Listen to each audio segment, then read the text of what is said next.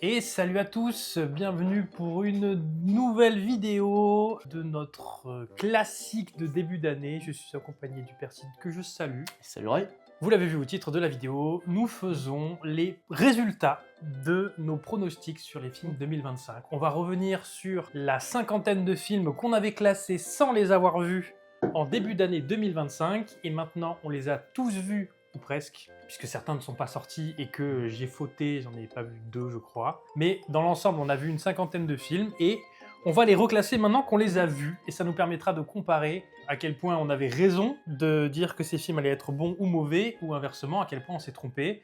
Est-ce qu'il y aura des films qui vont dégringoler? Très probablement. Est-ce qu'il y a des films qui vont remonter? Peut-être aussi. Du coup, préparez-vous au tunnel de cette vidéo parce qu'elle va être très longue. Il y a moyen effectivement qu'on soit sur un beau bébé de 2 heures. Pour faire plaisir à certaines personnes, encore une fois. Vous pourrez vous endormir devant, vous pourrez nous écouter au trajet, en faisant la vaisselle, en faisant le ménage. Nous sommes là pour vous porter compagnie et avec une toute nouvelle interface qui a été créée par l'homme de l'ombre de la chaîne, qui va nous permettre d'afficher à gauche, donc comme vous pouvez le voir, c'est notre classement de l'an dernier. Donc je vais rapidement revenir dessus. Le top 5 de l'an dernier, on verra s'il tient. Le film le plus attendu de l'année, celui que nous pensions qu'elle allait être le mieux, c'était Mickey 17, suivi de Wicked for Good et de Captain America Brave New World. Bon. Ça, c'est un top 3, un top 5. Et effectivement, ensuite, on avait F1 et Mission Impossible, le dernier épisode. Voilà, et globalement, pour les films qu'on attendait le moins, les tops et les flops seront déjà sortis, donc vous aurez déjà un peu des indices chez vous. De ce qu'on a pu aimer ou pas. Ce qu'on attendait le moins, c'était... j'avais réussi à t'imposer que Dragons devrait être tout en bas. Minecraft le film, Bridget Jones folle de lui, Maria, Mortal Kombat 2 qui n'est pas sorti, que donc on ne va pas classer, puisqu'il sortira en 2026, et Blanche-Neige. Eh bien écoutez, on est parti. Donc comment ça va se passer pour en finir avec, on va dire, les explications? Je vais cliquer sur ce gros bouton au milieu de la chaîne qui va nous sortir un film tiré au hasard. Comme ça, on les reclasse pas par ordre de sortie, mais dans un ordre aléatoire, ce qui est un peu plus marrant, qui peut donner des surprises. Et ben, on va commencer par les Bad Guys 2. J'ai beaucoup parlé, je te propose de commencer. Oui, j'ai enfin droit à la parole.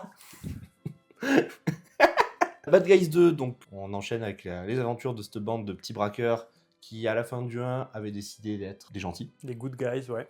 De basculer du bon côté de la force. Bah, cette 8 c'est bien. Ouais. On va dire c'est vraiment dans la lignée du 1. Les nouveaux événements qui vont se passer, les nouvelles intrigues sont assez sympas. L'animation est toujours cool et vachement bien faite, avec des moments un peu la marque de... C'est DreamWorks. C'est DreamWorks, ouais. La marque de DreamWorks de ces dernières années, avec le chapeauté Bad Guys 1 et donc celui-là. C'était une animation un peu saccadée, Ouais. Où tu as l'impression qu'il manque des frames, mais qui du coup crée du mouvement. Et qui fait pas full 3D par moment. Du coup, non, retrouver ça là-dedans et voir qu'en fait, il commence à se mettre cette marque de fabrique-là et peut-être le garder pour l'entièreté des nouveaux films qu'ils vont faire, c'est plutôt bien. Le rendu visuel est très cool. Et après, ouais, c'est un bon moment devant le film. Non, c'est un super moment. Moi, je dirais juste, j'aime bien, mais j'ai peur que ça devienne cliché, que ce soit toujours le même style d'animation. Tout comme j'en ai marre de Pixar qui fait toujours le même style d'animation, j'ai pas envie que DreamWorks se cantonne à un seul style. Tu vois. Ouais, mais chaque studio a sa. C'est en train de devenir maintenant, parce que K-pop Demon Hunter, il est un peu dans ce style-là. C'est aussi un peu le style du Spider-Man Spider-Verse de Sony. Donc tu vois, j'ai peur que d'un coup tout le monde commence à faire du chapeauté 2. Faut pas que ça devienne. Ouais, mais eux, c'est leur studio. Donc... Eux, ils ont le droit. Et pour une histoire qui est, comme tu dis, cool, je trouvais ça vraiment bien, sauf peut-être que le rythme est peut-être trop effréné. Et j'ai eu l'impression, le fameux, comme dirait JDG, qu'on agite les clés devant la caméra, parce que si on respire 2 minutes, on explose.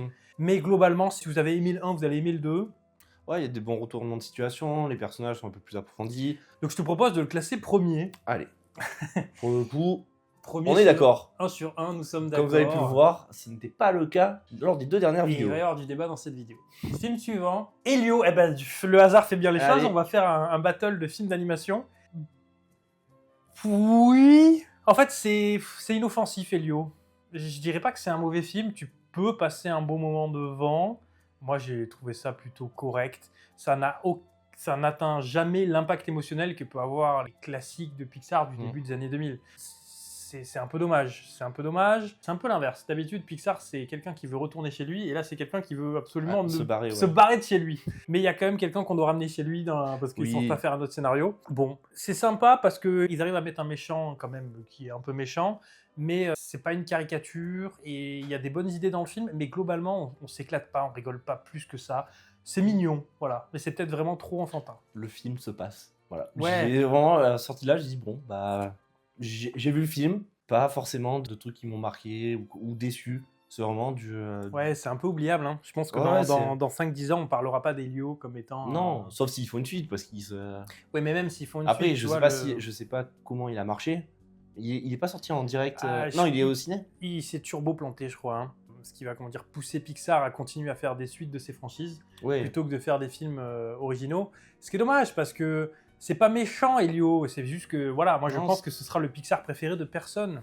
Après, je me trompe peut-être. Mais tout comme il y a eu plein de Pixar qui sont sortis, on va dire, fin des années 2010, début 2020, qui sont pas rentrés. Si on les a pas vus, qu'on passe à côté. Non, ouais, du coup, oubliable. Et voilà, le film se passe, on le traverse, et on sort de là, bon, bah. Ouais. On l'a vu. Donc pour moi, c'est moins bien que les Bad Guys 2. Ça sera moins bien, ça c'est sûr. C'est pour l'instant deuxième, mais ça risque de descendre. En tout cas, les Bad Guys 2 est mieux. Après, tu vois, on l'avait mis 36e. Donc, c'est vrai qu'on l'avait mis plutôt bas, et on avait mis les Bad Guys 2 juste ouais, voilà. Je pense quand même qu'il y aura un espèce de gap entre les deux, parce que le gap de qualité est plus, est plus qu'une place. Il y aura de l'entre-deux. Film suivant, alors les linceuls. Oh putain. Que dire sur ce film ? Il est vraiment ambiance particulière. On a un patron d'une grosse boîte de tech qui a décidé de mettre de la nouvelle technologie à révolutionner le monde des tombes au niveau de cimetière. Et il va se retrouver mêlé à un complot. Lui-même va être pris pour cible par du vandalisme ou autre. Il va enquêter là-dessus.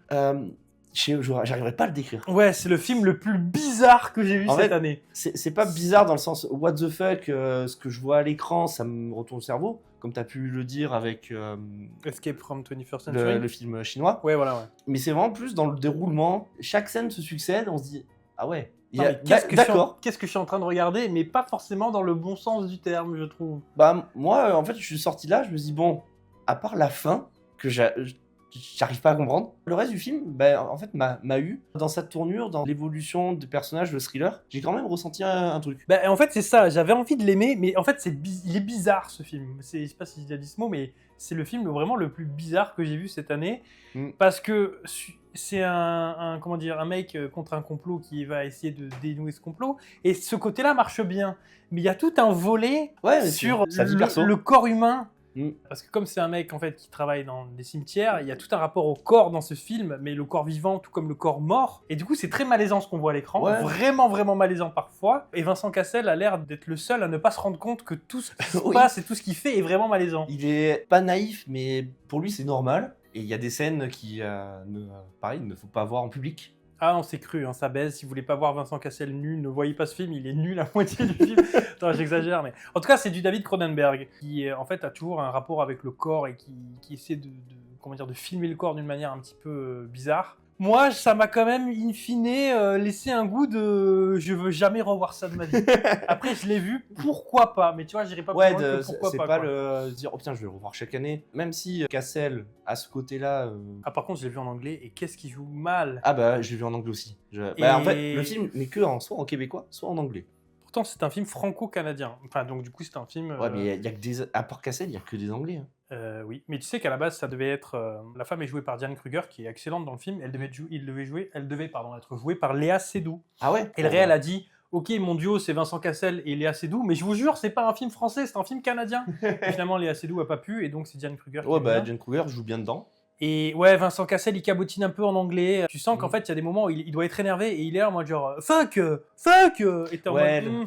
Genre, tu vois s'il avait sorti un putain de bordel de merde, il aurait été plus naturel que... En français, il aurait peut-être eu l'intonation plus portée.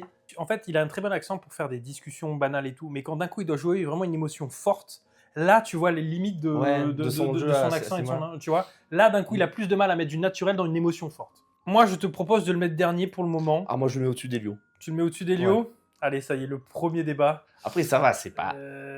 Mais je peux te l'accorder en dessous d'Elio, parce que tu es fan de Pixar. Je te propose qu'on fasse un Shifumi. Le premier. Le premier, pas le dernier. Shifumi. Ah, Et je voilà, ça gagne. commence. Donc linceul ira... Mais il sera pas dernier, hein, ça c'est sûr. Parce que j'ai plus envie... Je reverrai peut-être le Helio qui fait 1h40 que le Ah oui, non, linceul qui... Lui, il se revoit. Enfin, lui, vraiment, il se revoit. Si on le revoit, c'est vraiment qu'on a adoré la thématique, mais faut. Ouais, faut... Ou qu'on a aimé Diane Kruger. C'est bon. Effectivement. Film suivant.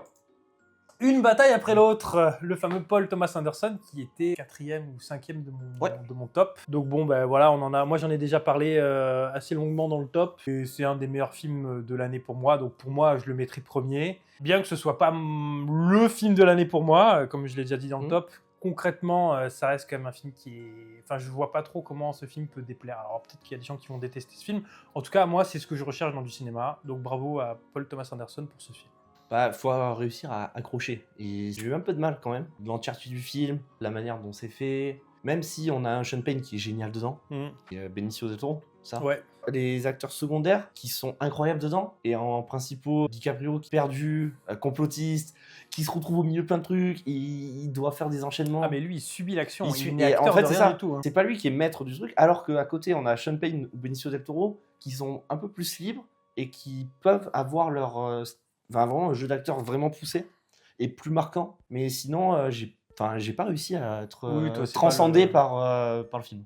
Après au-dessus des Bad Guys je dirais oui, mais c'est tout ce qu'on te demande. Oui, mais voilà, au-dessus ça, pour l'instant ça me va. Pour l'instant c'est le premier et les Bad Guys est le deuxième film. Le 5e film sera Wicked for Good. Alors Wicked for Good, c'est vrai que je vais rappeler un peu où est-ce qu'on les a classés à chaque fois, une bataille après l'autre, on l'avait Alors mis... sache que c'est marqué à côté quand tu tires. Oui, mais pour ceux qui nous écoutent, une bataille après l'autre, on l'avait mis 22e. Donc il était vraiment au milieu de classement, quoi. Ouais. Et Wicked for Good, en revanche, c'était le deuxième film qu'on attendait le plus parce que la première partie nous avait ravis tous les deux. Oui. Et comme absolument tout le monde, cette deuxième partie ne nous a... Enfin, je pense, en tout cas, je vais parler pour moi. Cette deuxième partie ne m'a pas du tout enchanté. Et je savais, parce qu'on m'avait prévenu, moi je connaissais pas Wicked, parce que c'est un truc quand même très ricain. Du Magicien d'Oz, qui est quand même un truc qui est culturellement plus un phénomène aux États-Unis qu'en France. Mais par contre, je savais, tout le monde disait attention, méfiez-vous, la deuxième partie, les musiques sont vraiment moins bien. Et en fait, le meilleur du film et ce qui fait son succès à la comédie musicale était dans la première partie. Du coup, je me pose la question de l'intérêt d'avoir coupé ce film en deux. Enfin, oui, je vois l'intérêt, c'est qu'on est tous allés repayer un billet de cinéma, mais en fait, globalement, je m'aurais peut-être préféré un gros film de 3h40 ou 3h30 en une seule fois, qui m'aurait vraiment... Non. Mais là, on a quand même deux films de 2h20, ouais, hein, donc ça fait 4h40. Hein. Oui, mais il y a une différence de voir une comédie musicale qui dure 3h ou 4h à aller voir un film au ciné pendant 4h. Il y a vraiment une grosse différence. Oui, mais là, c'est pour ça que je te dis, en fait, couper. Pas mettre les deux côte à côte, mais en fait, dans ce film-là, du coup, ils ont rajouté des scènes et des musiques qui n'existent pas dans la comédie musicale. Et ça se voit, c'est typiquement la scène où Ariana Grande chante dans sa chambre, là, et où elle monte les escaliers, elle descend, elle passe devant des miroirs et tout. Et ils tentent quelque chose, mais en fait, ça se voit que cette scène-là est là pour durer en longueur et pour pas que la première partie fasse 2h20 et la deuxième fasse 1h20, quoi. Au niveau du scénario, t'es obligé de couper là où le 1 a coupé. Bah, est-ce que t'es obligé... En fait, le problème, c'est que tu coupes à la fin du deuxième acte. Donc, il ne reste que le troisième acte. Et le troisième acte sur un film complet, ça ne fonctionne pas, je trouve. Voilà, c'est mon avis. Je pense que ça aurait mérité d'être peut-être de faire 3h10 en un seul film. En tout cas, celui-là, contrairement au précédent, il faut avoir l'histoire du Magicien d'Oz en tête parce que sinon, il y a vraiment des trucs que tu rates. Donc, c'est une barrière de plus. Les musiques sont moins mémorables. Il faut avoir vu le Magicien d'Oz. Globalement, c'est quand même moins bien. Et ouais, j'ai été très déçu par Wicked parce que j'avais envie de ressentir ce que le premier avait fait ressentir. Vraiment, le premier m'a hanté pendant des jours et des semaines. Et là c'est long, quoi. Non, ouais, moins bien que le 1. J'avais vu le Magicien d'Oz. Du coup, toute la partie où ça rattrape le Magicien d'Oz et qu'on a une autre vision en fait du film, ça j'ai beaucoup aimé. Ouais, c'est le côté maléfique, la belle voix dormant, quoi. Mais du coup, le fait qu'ils aient rattrapé que l'homme de métal, ça soit le copain de sa sœur, ensuite le lion, ensuite, toute cette partie-là, la bataille de fin, la manière dont elle ne meurt pas finalement et qu'en fait elle se cache, le twist de fin. Non, vraiment, j'ai vraiment bien aimé ça. Plus conquis que moi, du coup. En fait, ça, c'est ce que j'ai préféré dans le film. Ouais. Mais l'entièreté du film... L'an dernier, je conseillais à tout le monde d'aller voir Wicked, et cette année, je peux pas conseiller aux gens d'aller voir Wicked. Là, le truc de... Elle s'échappe, puis elle revient pour retravailler, pour se refaire trahir, pour s'échapper, pour revenir, pour repartir. Ouais, non. Mais le problème, c'est que c'est la moitié du film. Plus derrière, tu rajoutes peut-être les musiques qui sont moins entraînantes et moins captivantes. Fait que ça... c'est ce que je te dis, le problème d'avoir un film entier sur le troisième acte, c'est qu'ils doivent prolonger ce troisième acte artificiellement, c'est pour ça qu'elle revient, se fait trahir, elle revient, se fait trahir. Là où si c'était arrivé qu'une seule fois dans la fin d'un film, Elle y va une fois, elle se fait trahir et tu dis bon ok stop et machin. Donc ouais, je trouve que c'est pas Non, réussi. ouais, Après ouais. c'est pas horrible. Non, c'est pas horrible. En termes d'effets spéciaux ou autre, ça rend, le rendu est comme le 1. Mais émotionnellement, ça n'atteint Mm. pas les... Non, ouais. Du coup, en déception, en disant on avait des grosses attentes, ben celui-là, il n'est pas arrivé. Ah, il sera pas deuxième. Non. Il sera pas je pense déjà que je préfère les Bad Guys 2. Après, on peut le mettre entre les Bad Guys 2 et Elio. Ouais. Voilà. Donc, non, Wicked en troisième pour l'instant, ça, c'est nickel. Film suivant. Ah, eh ben alors, Bon, ben. Blanche-Neige, et là ça va être simple pour savoir où est-ce qu'on En l'avait vrai. classé. Il était tout en bas. Bah regarde, encore plus simple. Dans le résultat, on a 5 films classés. Du coup, lui, ça sera le double 5. Il reste à sa place. Hein. Actuellement, sur les films qu'on a classés, je vais bien le mettre en dernier. On en a parlé dans tes Dans le flops, flop, ouais. donc on va pas non plus revenir trop dessus. Oui, c'est un film qui va pas. Je pense que c'est quand même un film qui a été torpillé à cause des problèmes en dehors du film, vis-à-vis des déclarations de Rachel Zegler, l'actrice principale, qui s'est attirée les foudres de l'extrême droite US. L'histoire des nains, est-ce qu'il fallait faire les nains en numérique, est-ce qu'il fallait faire, il fallait prendre des personnes de petite taille. Il y a eu plein d'histoires sur le film, mais en fait ça ne change rien à la qualité intrinsèque du film. Si tu oublies tout ce qui s'est passé en dehors, Le film va bien. eh ben, malgré tout, le film est pas bien. Moi, je lui sauve des points parce qu'ils ont quand même réactualisé une histoire pour la rendre moins problématique. Mais globalement, même malgré mon amour pour Gal Gadot qui joue comme une quiche, c'est pas un film fantastique. En fait, moi, ce qui me saoule, c'est que dès la première scène, j'étais énervé parce que on rentre du boulot, Oui. ils l'ont rallongé et je trouve qu'ils l'ont massacré en la rallongeant, tu vois. Oui, parce qu'en fait, ça se répète. Oui, C'est répétitif pendant 5 Et minutes. puis en fait, on rentre du boulot, mais ils le chantent en travaillant, tu vois. Alors que normalement, on va c'est- au boulot et ensuite on rentre du boulot. Ouais, et la musique, c'est littéralement oh, oh, oh, oh, on rentre du boulot. Et en fait, ils te la mettent pendant tout le moment où ils travaillent. Et je suis en mode genre, enfin, c'est dans le titre quand Ouais. même, c'est on rentre du boulot. Donc bon, rien que ça m'a effectivement mis dans des mauvaises dispositions. Et je pense que, écoute, on va pas s'attarder Ah sur non, Blanche-Neige. C'est dernier. Il a sa place, écoutez. Actuellement, il ne bat pas les allégations de dernière place. Film suivant. Ah, Ballerina, ça va déjà être un peu plus... Il y a des choses à dire sur ce film. Ballerina, donc un spin-off de la série John Wick, mais qui en même temps, dans la deuxième partie, fait revenir John Wick. Ouais. Parce que sinon, le film, on se fait chier. En fait, c'est un film malade et il y a eu des gros problèmes de production dans ce film, qui a d'abord été réalisé par Lynn Weissman, qui est donc l'actuel réalisateur, mais il a fait son film et il y a eu des reshoots énormément Ok. de reshoots, parce qu'apparemment, le film était mou, enfin bref, ça n'avait pas Ouais. le punch de Dans John Wick. John Wick. Et donc, c'est le réal de John Wick qui est revenu pour retourner des scènes. Je reprends mon bébé. Et en fait, ça se voit dès qu'il y a une scène qui a vraiment du punch, tu vois que c'est du reshoot. Et je dirais que la première heure de ce film est chiante, mais la deuxième heure, quand ça devient Resident Evil Village, Ouais, quand dans c'est la Resident petite Evil ville. 4, quand on est dans le village, quand c'est Resident Evil, en fait, le village contre une personne, là d'un coup c'est cool. Et pas que parce qu'il y a John Wick, parce que c'est vraiment le moment où on joue avec des grenades en fait. Enfin, tu vois, les scènes d'action, Oui. c'est pas juste du gunfight, c'est elle n'a pas de gun, elle a des grenades, comment tu fais. Et là, je me dis, là Ça, tu le- retrouves l'inventivité De- d'un John Wick, Ouais, que pendant la première heure, c'était un petit peu en mode. j'ai même pas de souvenir de la première heure. Ben, tu vois, c'est ça le problème. C'est Alors que le village, les combats, la scène du lance-flamme, Ah, les dans lance-flammes. le Genre, tunnel. mais là, on se fait plaisir, tu Mais vois. oui, genre, et c'est ce qu'on attend en sorte d'un John Wick, des combats qui vont être mémorables parce que ils prennent pas des flingues ou juste de la ouais, castagne. comment tu mets en scène encore, enfin toujours, parce que c'est quand même Ouais. le 5e film de la saga, il faut te renouveler. Et là, en fait, la deuxième heure se renouvelle et la première heure tombe un peu dans du déjà vu, quoi. Après, gros respect à Anna de Armas pour toute la castagne et toutes les chorégraphies de combat. Oui, Parce non, que mais dans la deuxième partie, il y en a beaucoup. en fait, même dans la première partie, c'est bien fait. C'est juste que c'est mou ou que tu t'en fous un peu. Là où, en fait, dans la deuxième, comme tu dis, la scène du lance-flamme, tu vois le lance-flamme, t'as un petit sourire en mode qu'est-ce qu'ils vont faire avec, tu vois ce qu'ils font avec, puis ils vont encore plus loin et t'es en mode C'est ouais, génial. d'accord. C'est ce que tu cherches dans John Wick. Donc, c'est un film où enfin, il est bancal, il est vraiment médiocre, je dirais, sur sa première et vraiment réussi dans sa deuxième, ce qui globalement en fait un film trop long. Parce qu'il faut couper Ouais. la première heure, et un film moyen. Voilà, un film moyen. Je dis pas que là, tout de suite, j'ai envie de revoir Ballerina dans un futur proche. Mais par rapport au classement, Ben, j'ai envie de le mettre, là il est au-dessus de Weekend, sûr. j'allais dire au-dessus ou en dessous de Wicked. Si tu le mets au-dessus, on le met au-dessus. Au-dessus. Enfin, Allez, non, mais ça me va, effectivement. plus de plaisir à voir ça que. Oui, je suis d'accord. Bon, en tout cas, Ballerina, on l'avait classé 18e. Je pense qu'il va Alors. peut-être un peu descendre, on verra. Ouais, mais il peut Mais- s'accrocher. On verra bien. Film suivant. Ah bah voilà. Bon, Lilo et Stitch, no spoil, mais spoil quand même, j'ai pas aimé.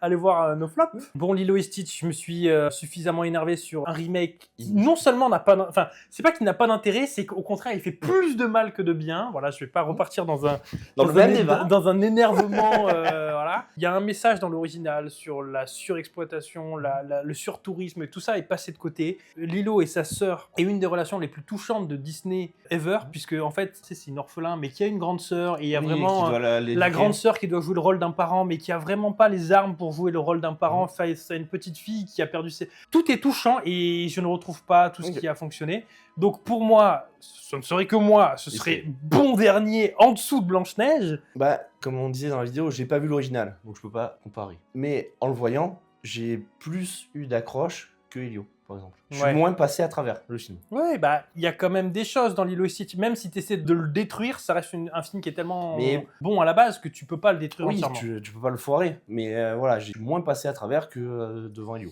Donc tu le mettrais au-dessus d'Elio. Ouais. Et moi, je le mettrais tout en bas. Et donc, la majorité fait qu'on va devoir le classer plus ou en dessous des linceuls.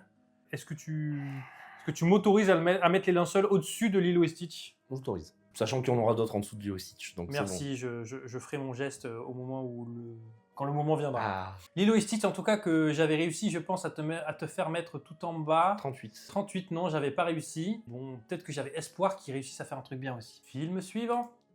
Alors, Mickey 17 qui alors là, oui, bah le film où on avait le plus d'attente et on se dit, ok, on peut avoir une vraie expérience ciné. Je dois reconnaître que ce n'est pas le meilleur Bong Joon-ho, c'est peut-être même un de ses moins bons. Alors, je suis moins critique que ce que globalement les gens peuvent être sur Mickey 17 parce que on peut me dire que le méchant est caricatural, c'est ce qu'on a pu entendre en sortant de la... Joué par Mark Ruffalo. Mais en fait, quand tu vois vraiment ce qui se passe, l'état du monde actuel, là, en janvier 2026, au moment où on tourne cette vidéo avec des captures de présidents via des hélicoptères pendant la nuit, etc., tu te dis que finalement... un sauvetage de pays, pas une capture de président. Ce film est une grande métaphore sur l'acceptation de l'autre et celui qui est censé dominer la race humaine et la personne la moins tolérante du monde. Et donc forcément, quand elle voit une race d'aliens, qu'est-ce qu'elle fait? Pardon.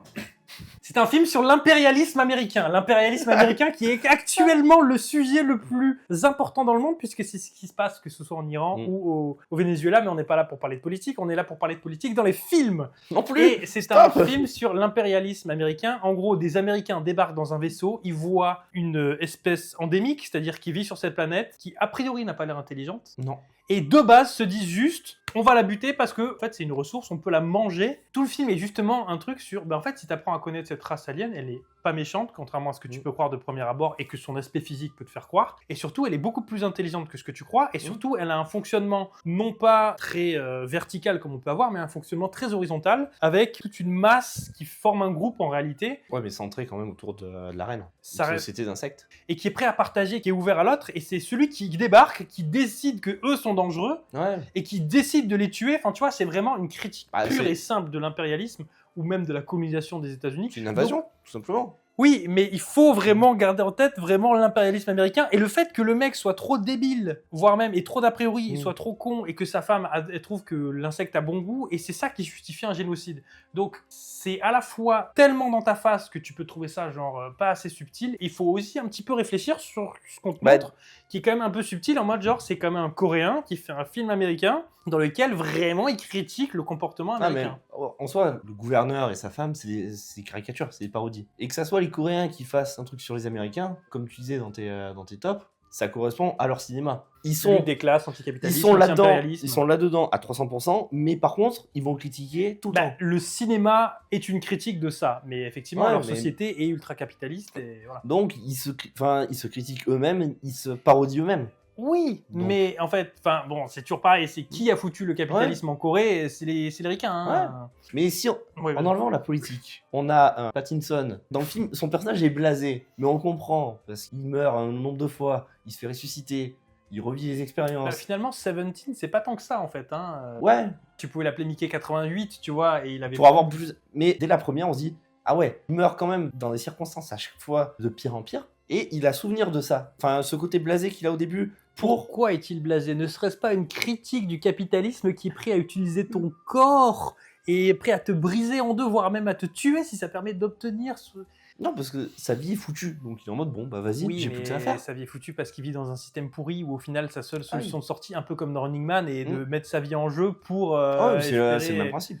Le film arrive à être marrant par moments, notamment via les morts ou via la réimpression du corps, etc. Surtout le marrant avec les deux gouverneurs débiles qui sont des caricatures et tous les autres personnages, que ce soit la meuf ou son pote, là où on a le personnage principal qui est blasé et c'est pas lui qui va être le centre comique du film. Tu vois, il y a des moments où je ne savais pas où le film allait m'amener, mais dans le bon sens du terme, parce que forcément, comme il y a deux Mickey, on se doute qu'à un moment, et ça va clasher, et ça clash à un moment, et il se passe des choses à ce moment-là où j'étais en mode, je n'arrive pas à deviner ce qui va se passer dans le scénario, donc c'était plutôt pas mal. Après, globalement, je suis d'accord avec vous, le film est pas ouf. C'est pas le meilleur film de l'année, c'était le film qu'on attendait le plus, et je pense qu'il va quand même pas mal dégringoler.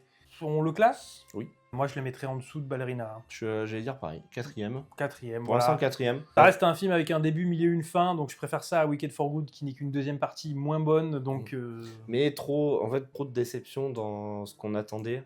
Il va subir ce classement. Oui, bah c'était décevant, je m'attendais à mieux, et j'espère que son prochain film sera mieux. Ouais, surtout qu'on sort de Parasite. Qui, moi, m'avait vraiment bien marqué, mais qui parlait encore une fois de lutte des classes de manière vraiment frontale. Hein. Il ne se cache pas de faire un cinéma frontal, mais là, ça marchait moins bien. Dommage, parce que c'était de la SF, et que moi, j'adore la SF. Film suivant. Bah voilà. Bref, on enchaîne les films qu'on a trouvé pas terribles.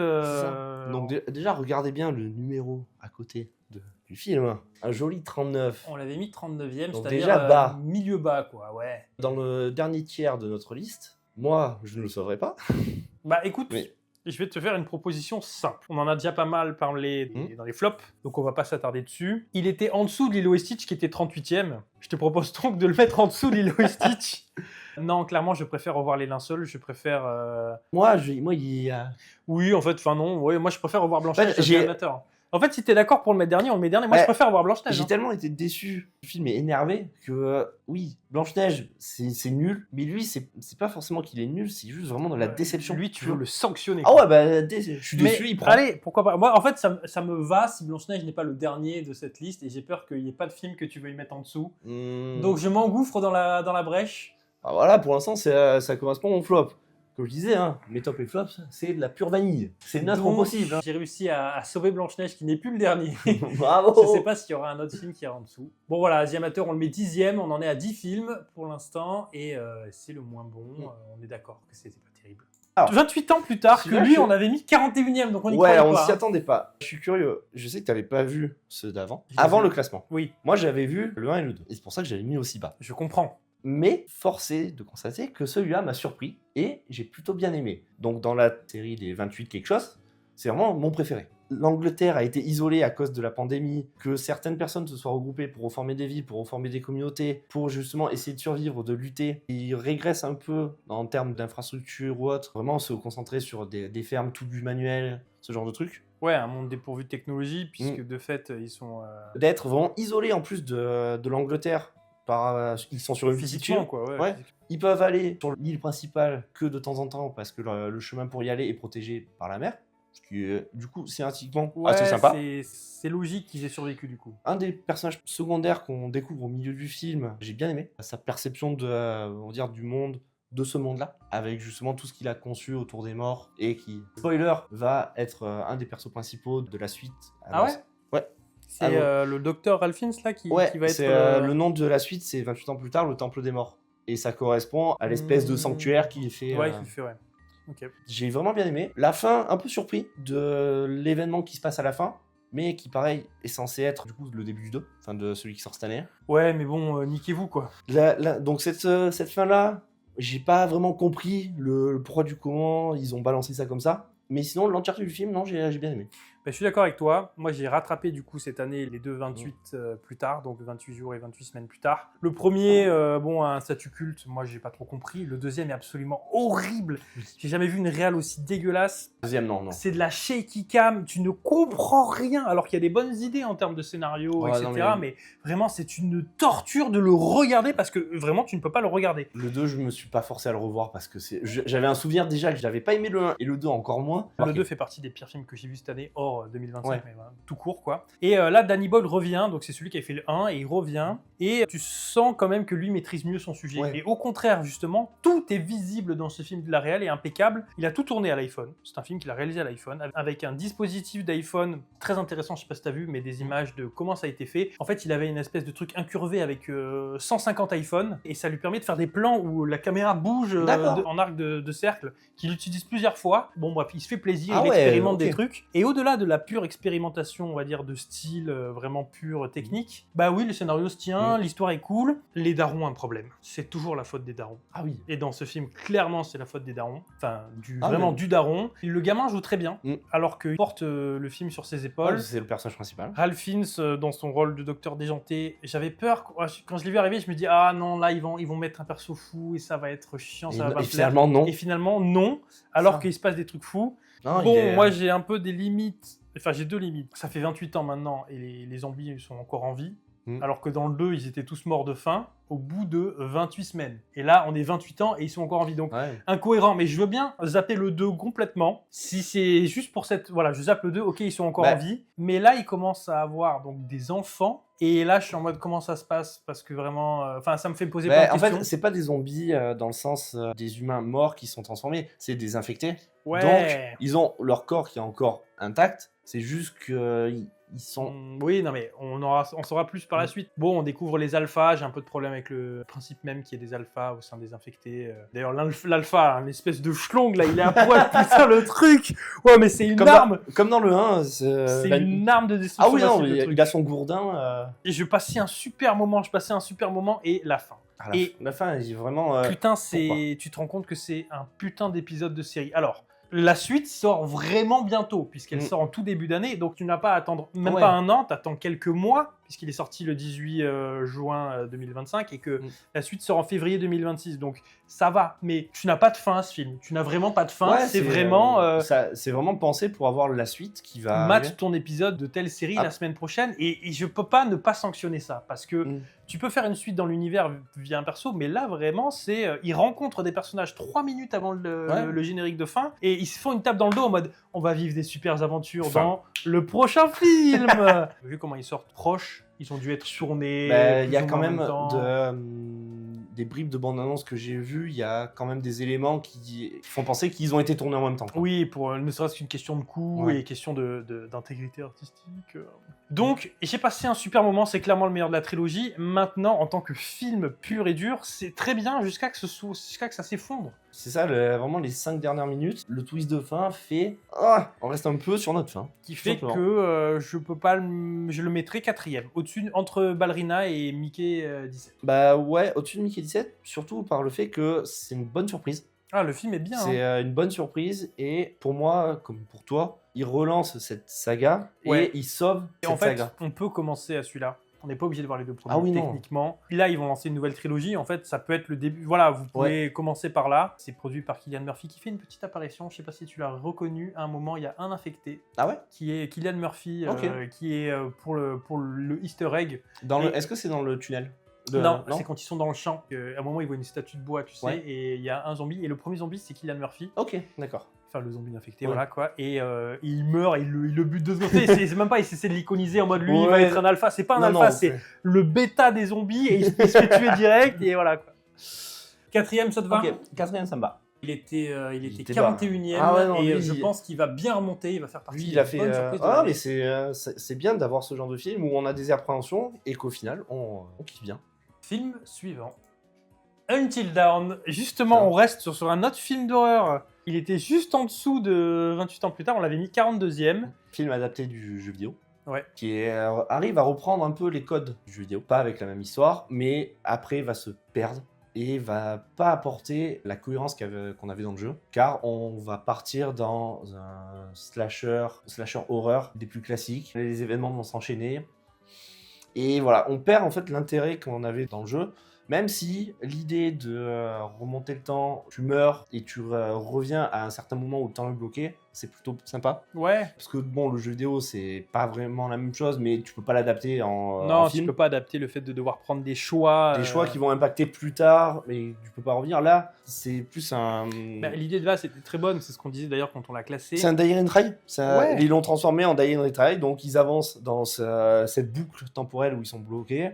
Ils meurent, ils reviennent au début, et ils vont plus ou moins se souvenir de ce qu'ils ont fait dans les boucles antérieures pour avancer et sortir de là. Et à la fin, ils s'en sortent et tout est bien qui finit bien. S'il n'y a pas, du coup... Je suis un peu d'accord, moi je suis hypé, il y a on va dire le milieu du film est bizarrement le meilleur, parce qu'en fait ça y est, on a instauré le fait que vous allez recommencer, qu'à chaque mort en gros il va y avoir un style d'horreur un peu différent et une menace différente, donc c'était dans le milieu du film, t'es un peu curieux en mode comment ils vont mourir cette fois-ci, est-ce qu'ils vont réussir à progresser, etc. Et ensuite arrive le dernier tiers du film où, comme tu dis, ça tombe un peu à plat, parce que finalement, au début c'est un film d'horreur, après ça devient un peu comique, parce que comme il meurt à chaque fois, il n'y a pas véritablement de conséquences, donc le film s'en amuse et on passe de l'horreur à la comédie et après on essaie de revenir vraiment dans de l'horreur pure, mais du coup ça ne marche plus trop et surtout que la fin est pas super inspirée. On fait venir des personnages du jeu sortis nulle part à la fin du film. Tout ça n'est pas très cohérent. Pour un clin d'œil, soit pour une potentielle suite, soit juste un clin d'œil. Tout ça n'est pas très intéressant finalement. Donc c'est un film qui est mieux que ce que je pensais, mais qui pour autant n'est pas bien. Je pourrais pas le conseiller. Tu le mets où ? Je le mettrais en dessous. Là, si je prends tel quel, je le mettrais en dessous de Lilo et Stitch, mais ça fait un peu bas. Moi, je le mettrais en dessous des linceuls. Donc, je le Ok, mettrais juste au-dessus de Lilo et Stitch, pour que Lilo et Stitch continue à descendre. Et donc, il serait actuellement 9e. Ok. Bon, il va peut-être finir pas trop loin de son classement de base, quand même. À voir. Film suivant. Karate Kid Legends. Alors lui, on n'y avait pas cru. Putain, on est un peu dans la même... la même vibe. Des films qu'on n'a pas cru. Il était 44e sur 55, donc il était vraiment dans le bas de classement. Tu en as parlé en tant que mention honorable ou directement dans tes tops ? Directement dans ton top. En 6e ou 5e. Donc on en a déjà longuement parlé, on va pas trop s'attarder. Effectivement, c'était une bonne surprise parce que le twist au début du en fait, lui c'est le sensei et il entraîne un boxeur, machin. Ça c'était vraiment bien. Ça m'a plu. Je pense quand même que je préfère revoir Wicked for Good, mais toi tu peux le mettre plus haut. Là il est 2e. Il est 2e là ? Okay. De tout ce qu'il y a, il est 2e. Non mais donc, donc moi je le mets 7e, toi tu le mets 2e, donc il va finir 4e. Donc au pied du podium pour l'instant. En dessus ou en dessous de 28 ans plus tard ? Au-dessus. Ouais, allez ça va. Je peux te l'autoriser. En tout cas, ça sera une belle remontée parce que quoi qu'il arrive, j'aurais jamais dit que Karate Kid serait aussi haut. L'an dernier, on aurait pu imaginer ça. Il serait devant Mickey 17.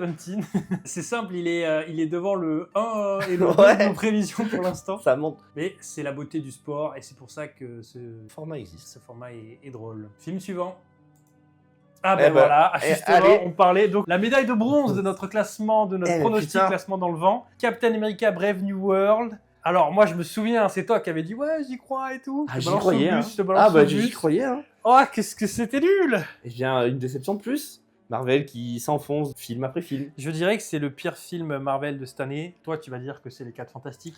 Moi, je pense que c'est celui-là. Malgré le fait qu'il y ait Harrison Ford qui a envie d'être là, parce que Harrison Ford qui a envie d'être là ces derniers temps, c'est très très rare. Il a envie d'être là, mais c'est juste que c'est pas possible. Ce qu'ils ont proposé. En fait, ce qui est complètement débile déjà, c'est qu'ils nous ont spoilé Hulk rouge dans la bande-annonce et dans l'affiche et dans la promo. Donc... Mais c'est comme là, on est en début d'année, Avengers sort à la fin de l'année, il le spoil déjà en disant lui va revenir.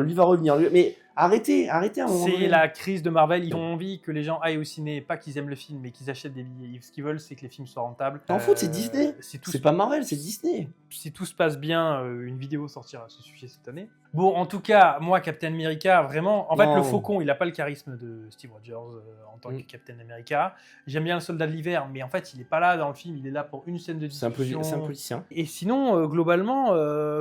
Il n'y avait pas le punch et les côtés comiques que pouvait avoir l'ancien Captain America avec Chris Evans. Il sort déjà d'une série qui est oubliable. Oui, ça y est, ça fait partie vraiment des films où il faut avoir vu la série. Et en fait, du coup, c'est vraiment, ok, on capitalise sur la série pour faire un film, pour essayer de le promouvoir. Et comme la série est pas ouf, là, c'est pas ouf, l'entièreté du projet fait que ça se casse la gueule. Et oui, on te spoil tout en bande-annonce, allez, c'est bon. Mais en fait, t'as plus d'intérêt à voir le film, parce que c'est vraiment le seul intérêt du film. Ce côté-là, avec le président qui brille et qui subit des expériences, ou sur la fin de sa vie. Et puis la bataille de fin au milieu des cerisiers en CGI, le Hulk rouge débarque, mais en fait il est une menace 0,005 secondes. Parce qu'il lui parle. Non, vraiment, Non, écoute, non. ça aurait non, pu non. être. et Écoute, non. avec un tel budget, j'ai envie de le foutre en dessous d'Until Dawn pour vraiment le sanctionner. Mais bon, après, je peux comprendre que je pars peut-être trop en vrille, mais vraiment, pour moi, c'est le pire Marvel de cette année et vraiment pas un bon film tout court, vraiment globalement. J'ai eu plus de fun devant, je te dis, ce milieu d'Until Dawn où il y avait un petit peu de mise en Ouais, scène. je etc. comprends, je comprends. Je le mettrais 10e, quoi. Non, allez, 11e. allez, vas-y, 11e. C'est malheureusement, il subit le fait que 11e sur 13, hein, donc c'est pas un bon résultat pour lui. et que malheureusement ça va pas aller en avançant. Film suivant. Bon, déjà, notre top 3, c'est péter Ah la ouais. gueule. Hein. L'amour au présent, donc le tout premier film de notre liste. Drame, comédie dramatique avec Florence Pugh et Andrew Garfield, que j'ai vu tout récemment, puisque je l'ai vu ce midi, pour être exact. C'est bien. C'est pas mal.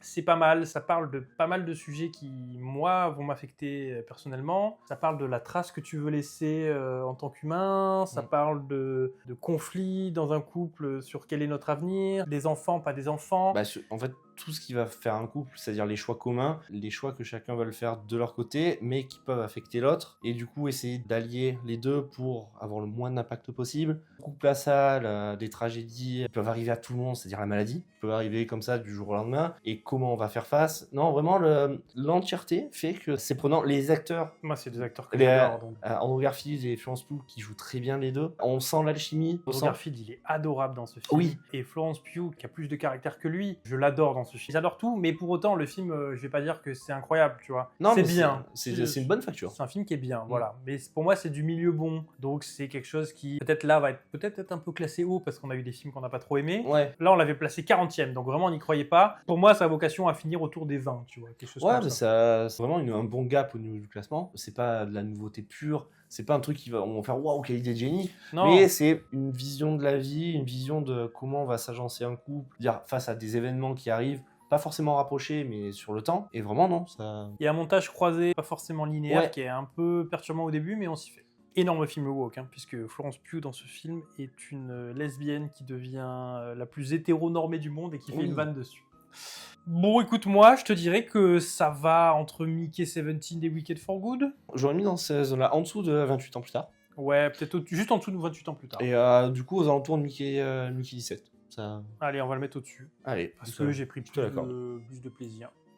Moins d'analyse politique, mais plus de plaisir. Ça, quand il n'y a pas de politique dans les films, c'est de suite mieux.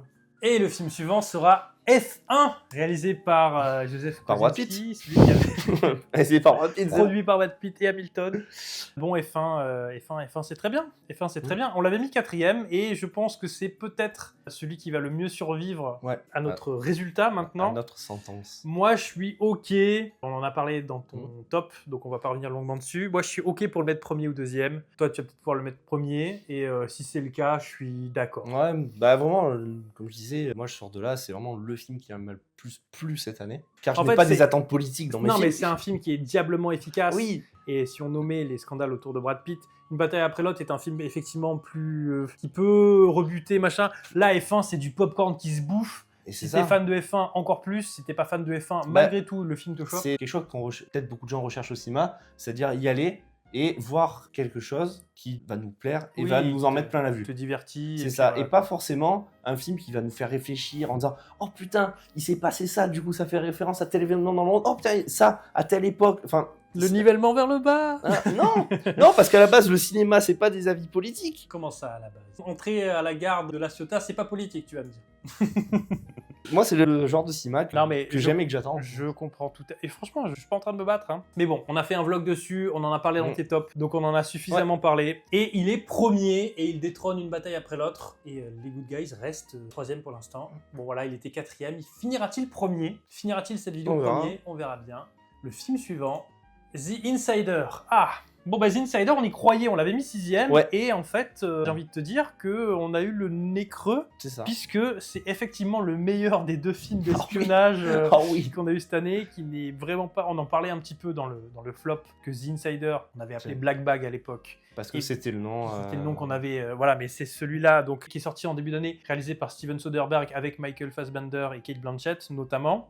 Leur couple est incroyable, leur alchimie, leur côté détaché faussement. En fait, c'est qui a le dessus sur tout le monde, prend le dessus. Jeu de pouvoir Et sur. tu crois que tu te fais dominer, mais en fait l'autre te domine et tout. Il y a plein de petits twists, c'est très sympa. Comme diraient certains de nos amis, 1h30. 1h30. Un début, un milieu, une fin, tu prends ton plaisir pendant 1h30. Un scénario qui se tient, des acteurs qui jouent incroyablement une bien. bonne mise en scène, des bons acteurs, un bon scénario. Franchement, Oh. ça fait plaisir, voilà. Pas besoin de faire 2h20 de Rami Malek avec des scènes d'action de fou furieux. Du bon film d'espionnage. Ça peut se faire et vraiment lui c'est à recommander et à voir parce que on passe un bon moment dessus. Donc moi là je le mettrais 3e. Je le mettrais au-dessus des Bad Guys. Moi je préfère quand même une bataille après l'autre. 3e ça me va. Allez, et bien 3e. Steven Soderbergh ne m'a pas déçu et on vous le conseille chaudement. The Insider 1h30 et vous allez kiffer. Film suivant. Bugonia. Ouais.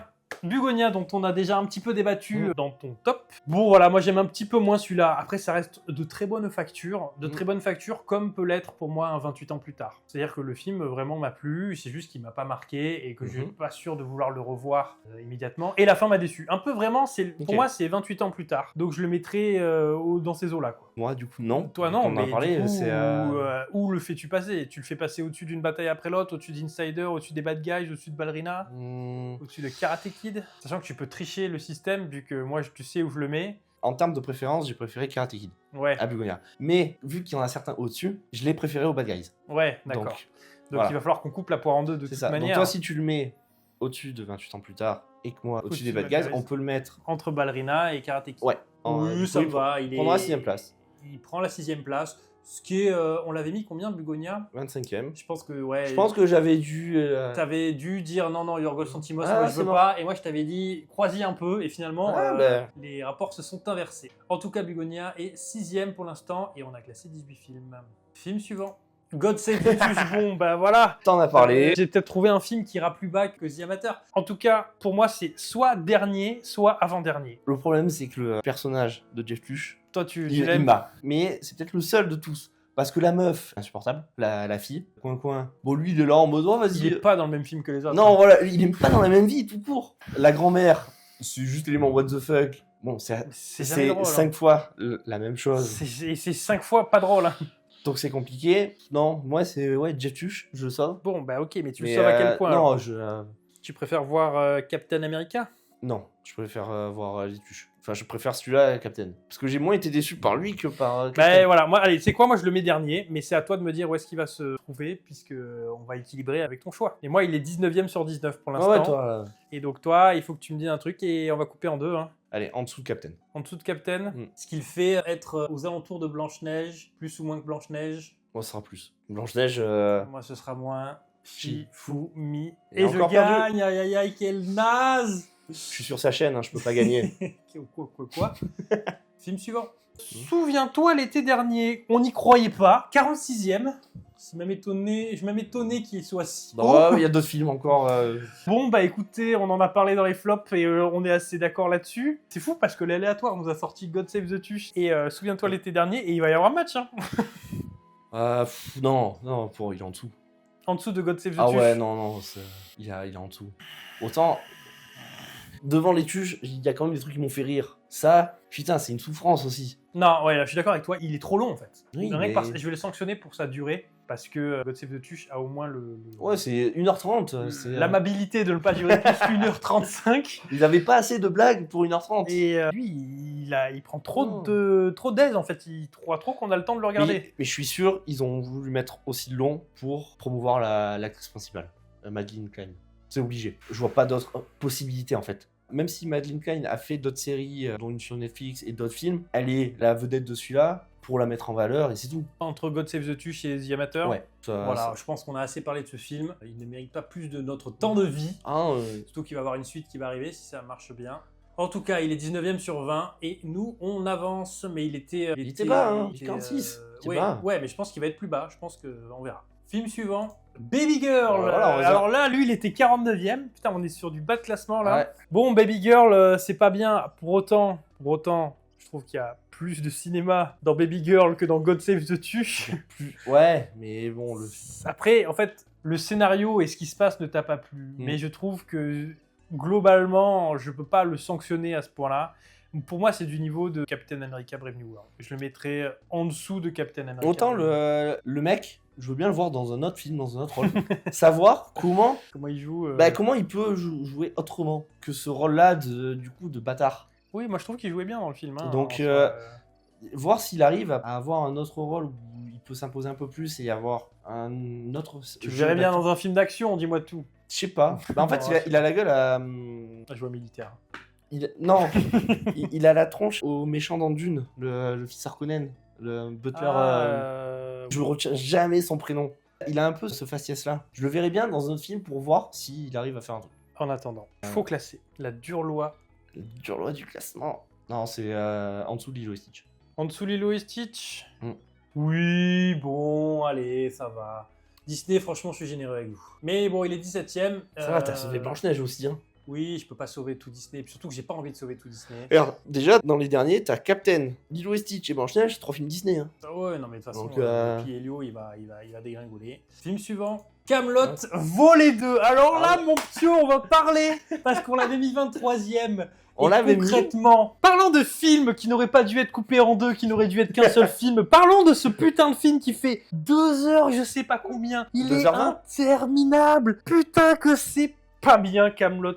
Volet 2, partie 1. C'est insupportable, parce que c'est vraiment... Alors, j'ai fait un court-métrage de 8 minutes sur la chaîne cette année, et on m'a dit, mais c'est juste des gens qui s'engueulent, et c'est pas marrant. Et Eh ben, est-ce que vous voulez 2h20 de ça? Après, la série entière, c'est des gens qui s'engueulent. Oui, hein. mais ça marche sur des petits... En fait, le problème, c'est que, concrètement, là, c'est le retour d'Arthur. Ça fait un peu redite avec le premier film, bon, soit, pourquoi pas. Et ensuite, d'un coup, chacun part sur des quêtes annexes. Et vraiment, actuellement, là, avec ce film-là, je ne comprends pas l'intérêt des quêtes annexes de chacun. Pour moi, c'est juste vraiment du remplissage de film. Quand ils vont dans le Nord, là, c'est long. C'est du remplissage. Et Ouais, Lancelot, il est dans son propre film. Les effets spéciaux sont cool. Ce qui lui arrive à lui est cool. Mais en fait, on met un film entier pour arriver à un vieux twist cliffhanger de fin. Ouais, pour la deuxième partie. Et en fait, vraiment, je pense que c'est le film où je me suis le plus ennuyé en salle. Parce qu'il y a des films que j'ai vus pas en salle, mais lui, j'étais en salle. Je n'en pouvais plus, c'était interminable. Quand ils font la table ronde sans qu'Arthur vienne. Oui. Et Non, vraiment, ça c'est la partie de trop. Oh, c'était long. Et quand il arrive, il fait son petit speech. C'est bravo, Astier, bravo, tu sais bien écrire, etc. Et oh oui, là, il m'a eu, d'accord. C'est la seule scène que je sauve du film. Ça fait 2h20. Trop peu pour toi. Ah, franchement, mais moi, c'est vraiment genre... Déjà, le 1, j'avais eu la flemme, mais allez, pourquoi pas.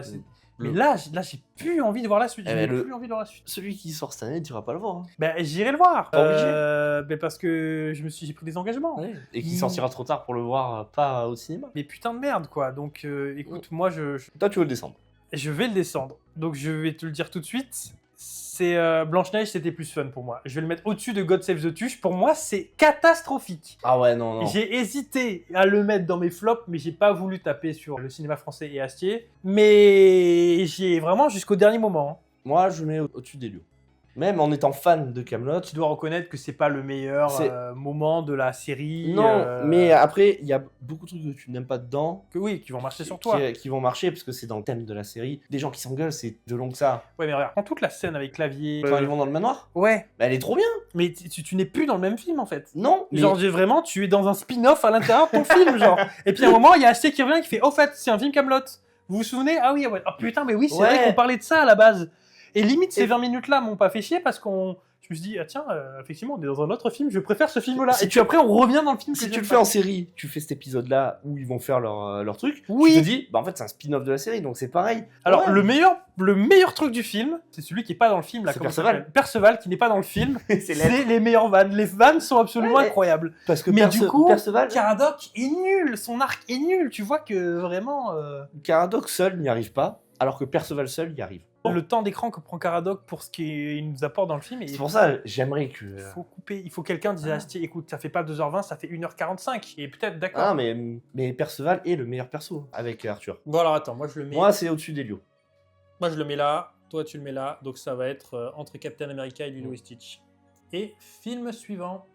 Mission Ah. Impossible, donc c'était le dernier membre de notre top 5. Bon, moi, c'est décevant. C'est décevant comme Mickey 17 a été décevant. Donc, c'est un peu cette... Et comme Wicked, en fait, c'est un peu... Voilà, pour moi, c'est pareil. C'est-à-dire que c'est pas des mauvais films en soi, et je sauve vraiment, comme j'ai dit, dans le top, Scène du sous-marin, et pour moi, le pic cinéma de 2025. Mais le film est trop long pour son propre bien, trop brouillon, trop confus. La première heure est absolument horrible, d'exposition, de personnages qui meurent, on s'en fout. Le méchant n'est qu'un sous-fifre qui meurt comme une merde. Il y a trop de trucs qui vont pas et je me dis putain c'est ça votre finale. Et puis tu fais pas mourir Tom Cruise, bien sûr que non. Alors que tu pourrais, il aurait pu tu vois se jeter dans un réacteur nucléaire pour sauver l'humanité, mais non évidemment que non. Non, il peut Et pas. mine de rien, la scène d'avion est très impressionnante, mais t'es en mode, ça finit sur ça. À tourner, c'est incroyable, Oui, mais mais quand en tu fait, parles d'enjeux globaux par rapport à ce qu'il a pu faire, t'es en mode, ah finalement, c'est juste un mec sur un là, avion. ouais, mais tu vois ça au cinéma, tu vois dans les conditions dans lesquelles ils ont tourné, c'est quand même assez dingue. Et C'est genre- moi qui vais te dire, il me manque là le toujours plus. Le toujours plus, on l'a dans le film quand il survit à Oui, l'explosion d'un sous-marin à moins de 500 mètres de Ouais. profondeur, sans combinaison ni masque, machin. Mais le finish du 10e épisode de Mission Impossible, c'est un mec qui se bat sur un avion. Et tu te dis, Ouais. là j'aurais pris un peu de toujours plus. Là j'aurais Attends, pris du... attends. Il se bat dans un avion, mais il arrive à le piloter en même temps. Enfin, il y a toute la scène, Oui, mais en fait, thématiquement, en termes d'enjeu, c'est un combat sur un avion. Tu vois, ce qui Oui. est... le combat de fin du 1, c'était un combat sur un TGV. Ouais. Donc, tu vois, t'es un peu en mode bon. Avec un hélico qui lui arrive dessus, ok. C'est simple, je vais le mettre entre Mickey 17 et Wicked for Good, c'est-à-dire 11e pour l'instant. Et toi, tu l'as bien aimé, donc toi qui décides. Moi qui veux le mettre deuxième. Ah, deuxième, ok. Bah, Non, mais ok. oui, non, je l'ai bien aimé, mais je préfère F1. Eh ben écoute, il va être là, Donc. entre Bugonia et Karate Kid Legends, donc il sera 7e. Bon, il était 5e, il est 7e, je Ouais, sais il pas va- s'il y a énormément de films qui vont passer au-dessus, on verra. Ouais. Mais clairement, c'est pas le finish que j'attendais. Tu as le droit suivant. d'être déçu. Encore heureux, t'es libre.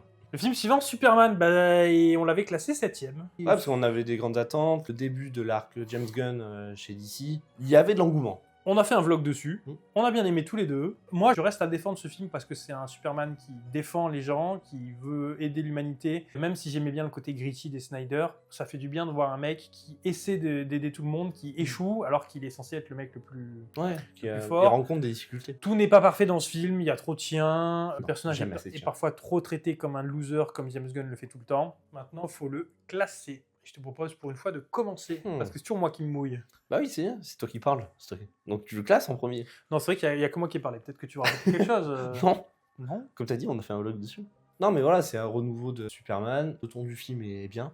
Le personnage de Superman, on ressent vraiment ce côté. Il est Superman, il est censé être l'homme le plus fort au monde, sauf qu'il ne l'est pas encore et qu'il doit encore apprendre. Dans l'époque, on sort de Smallville, il devient Superman, mais il n'est pas encore la superstar du monde que tout le monde adule. Et ce côté-là, ben, l'acteur le fait bien ressentir. Lex Luthor, joué par Nicolas Hoult, est bien en Ouais, méchant. il est Mieux vraiment que cool, ceux de peut-être Jesse Eisenberg. Heisenberg ouais. dans ceux d'avant avec Snyder. Non, du coup, vraiment l'entièreté du film est vraiment cohérente et sympa. Tu vois, la scène d'exposition dans le film, c'est pour moi une masterclass de comment faire de l'exposition dans le film. Quand elle fait Laquelle- sans, elle l'interview au début. Ah oui, et avec qu'il- derrière et en fond. que lui, il est là à la fois en tant que Superman et en tant que Clark Kent. Oui. Et que la mise en scène, il bouge, il se lève, il y a les rapports de force, un coup il y en a un qui est debout, les deux sont assis, etc. Par de la mise en scène et avec des personnages qui parlent, t'as une exposition globale sur les rapports de force qui s'inversent dans la scène, ils finissent dans la cuisine et tout. Ça, c'était bravo. Là, on voit un Non, mais vrai réel. Bah, quelqu'un qui a... C'est pas la scène d'intro de Mission Ouais. Impossible. On en revient. Dès que tu décides de faire des adaptations ou des remakes, bah, si t'as quelqu'un qui aime son sujet, il va produire quelque chose de bien. Et si c'est fait juste parce qu'on lui a demandé en disant « Toi, fais ça !» et alors qu'il n'en avait pas envie au départ et qu'il n'y avait peut-être pas besoin de le faire, ça se ressent instantanément pour nous, les spectateurs. Mais Sid, où est-ce que tu le classes Hmm. C'est la dure loi du classement. Je le mettrais 11e, au-dessus de Mickey 17. Parce que L'amour au présent m'a peut-être plus touché. Et 28 ans plus tard est vraiment une très bonne surprise. Tu le mettrais en dessous de Mickey 17 Non, au-dessus. Au-dessus, bah, pareil. Allez, juste en dessous de l'amour au présent, sur les portes du top 10, 11e, Superman qu'on avait mis 7e, donc il descend un peu déjà. Bah, il reste quand même assez haut. Et on passe au film suivant. Wake Up Dead Man, une histoire à couteau tiré, donc le 3e épisode de la trilogie commandée par Netflix à Rian Johnson de À couteau tiré avec encore Daniel Craig qui joue Benoît Blanc. Oui. Mais on n'a pas son accent dégueulasse puisqu'on le regarde en VF. Peut-être il y en a qui l'ont vu en VO, hein. Je sais pas. Oui, mais moi je dis on. Ouais. Nous. Donc, troisième volet. Contrairement au premier, que vraiment bien aimé, parce que nouveauté, et à l'époque, c'est un nouveau rôle pour Daniel Craig, Qui sortait James Bond. Ouais. qui sortait James Bond, donc là on le voit dans cet inspecteur un peu loufoque. À contre-emploi à l'époque. Hein. C'est ça. Donc vraiment, le 1 vraiment très très bien, j'avais un peu moins apprécié le 2. Celui-là, pour moi, est meilleur que le 2, mais j'ai des petits défauts qui sont que Benoît Blanc, on ne le voit quasiment pas. Ah, il met une heure à débarquer. Hein. Il met 1 heure, et même après, il est quand même effacé. Vraiment, le film se porte sur autre chose. On a beaucoup de personnages, mais qui, je trouve, ne servent pas tous. Contrairement au 1, où tout le monde a son importance sur l'échiquier, dans le 2 aussi, mais là, dans celui-là, on suit beaucoup de personnages à travers différentes histoires, mais on s'en fout en fait, ils n'ont pas d'importance, donc un peu déçu. L'histoire est bien, Jeff Bridges en gourou de secte, d'église, incroyable. Le prêtre qu'on suit tout au long du film, vraiment, il joue très très bien, il est touchant, et on peut, par rapport à certains twists du film, se dire, ah putain, vraiment on est pris dedans. L'enquête, l'histoire est sympa, elle est moins tourné vraiment résolution, je trouve, de meurtre que dans les 2 premiers. On prend le même format, mais en le changeant un peu. Il y a des trucs bien, enfin il y a des trucs qui sont vraiment bien dedans, mais il y a quand même des trucs voilà, qui m'ont un peu dérangé, même si les acteurs, encore une fois, les acteurs principaux sont géniaux. Ça, moi, dans l'ordre de classement, ça serait le 2e sur 3. Et je suis d'accord avec toi sur le fait qu'il m'a un peu laissé sur ma faim aussi, pour les raisons que tu as dit. Pour une fois, on est d'accord. Tu peux réussir à faire de bonnes analyses. C'est moins Benoît Blanc qui vient foutre son nez là où on veut pas qu'il soit. Et c'est ce que j'aimais dans les 2 premiers. C'est moins une enquête que une histoire où on attend qu'on nous explique la suite. Dans les 2 premiers, j'avais plus en mode qui a fait le coup. Là, en fait, je savais que je n'avais aucun moyen de savoir ou d'essayer de deviner qui avait fait le coup. J'ai trouvé ça moins fun dans sa globalité parce que, comme tu dis, en fait, les personnages qui auraient pu faire le crime, le fameux who done it, on les découvre tous d'un coup au début via un montage. Le début, il faut s'accrocher. Franchement, pour moi, c'est de la mauvaise mise en scène. Et ensuite, on les voit plus exister, voire plus du tout pour certains. Et on te les a présentés. Donc en fait, au début, t'es en mode, ok, je vois mon casque, je vais voir. Et en fait, non. Bon, voilà, moi je trouve que c'est le plus faible de la trilogie. Ton plus sérieux, moins fun, pas de Benoît Blanc avant 1 heure. Quand il est là, finalement, il sert pas à grand chose. Effectivement, merci Jeff Bridges de sauver le film parce qu'il met son charisme. Le film a quelque chose à raconter. Bon, le problème, c'est que ça parle de religion. Et donc, moi, ça me saoule qu'on parle de religion. Malgré tout, le message qu'il porte sur la religion est un beau message. Et le prêtre qu'on suit a réussi effectivement à m'attendrir et à me toucher par son dévouement et par le message que lui transmet dans le film. Mais globalement, celui-là, je ne le reverrai jamais. Vraiment, je ne le reverrai jamais. Et je suis un peu déçu. J'ai cru comprendre qu'ils allaient peut-être faire un 4 parce que ça marche du feu de Dieu et que Netflix, Daniel Craig se régale dans son rôle. Tout le monde s'amuse, tout le monde en demande, donc il y en aura un 4e peut-être. J'espère qu'il sera mieux. Mais celui-là, c'était pas terrible. Pourtant, je l'attendais et j'ai été déçu. Donc, pareil, celui qui joue le prêtre, a bien envie de le revoir dans un autre film, Josh O'Connor. Alors, qu'est-ce qu'on en fait ? Il était 9e. Il était 9e, juste après, on va dire, Superman The Insider. Pour moi, il est dans ce milieu mou, là, Wicked, Mickey 17. J'ai quand même préféré celui-là. Je pense que je le mettrai 9e. Je le remettrai à sa place. Avant 28 ans plus tard. Moi, je le mets... Non, au-dessus. Oui, donc avant. Enfin, oui, plus haut, quoi. Plus haut, pardon. Tu le mets 9e, moi, je le mets en dessous de Wicked. Okay. Donc, il va se finir entre Superman et Mickey 17. Ça te paraît correct ? Ouais. Ça va. Donc la poire en 2, hein, c'est la loi. De toute façon, je perds mes Shifumi, donc voilà, hein, je sais pas mon mot à dire. Film suivant.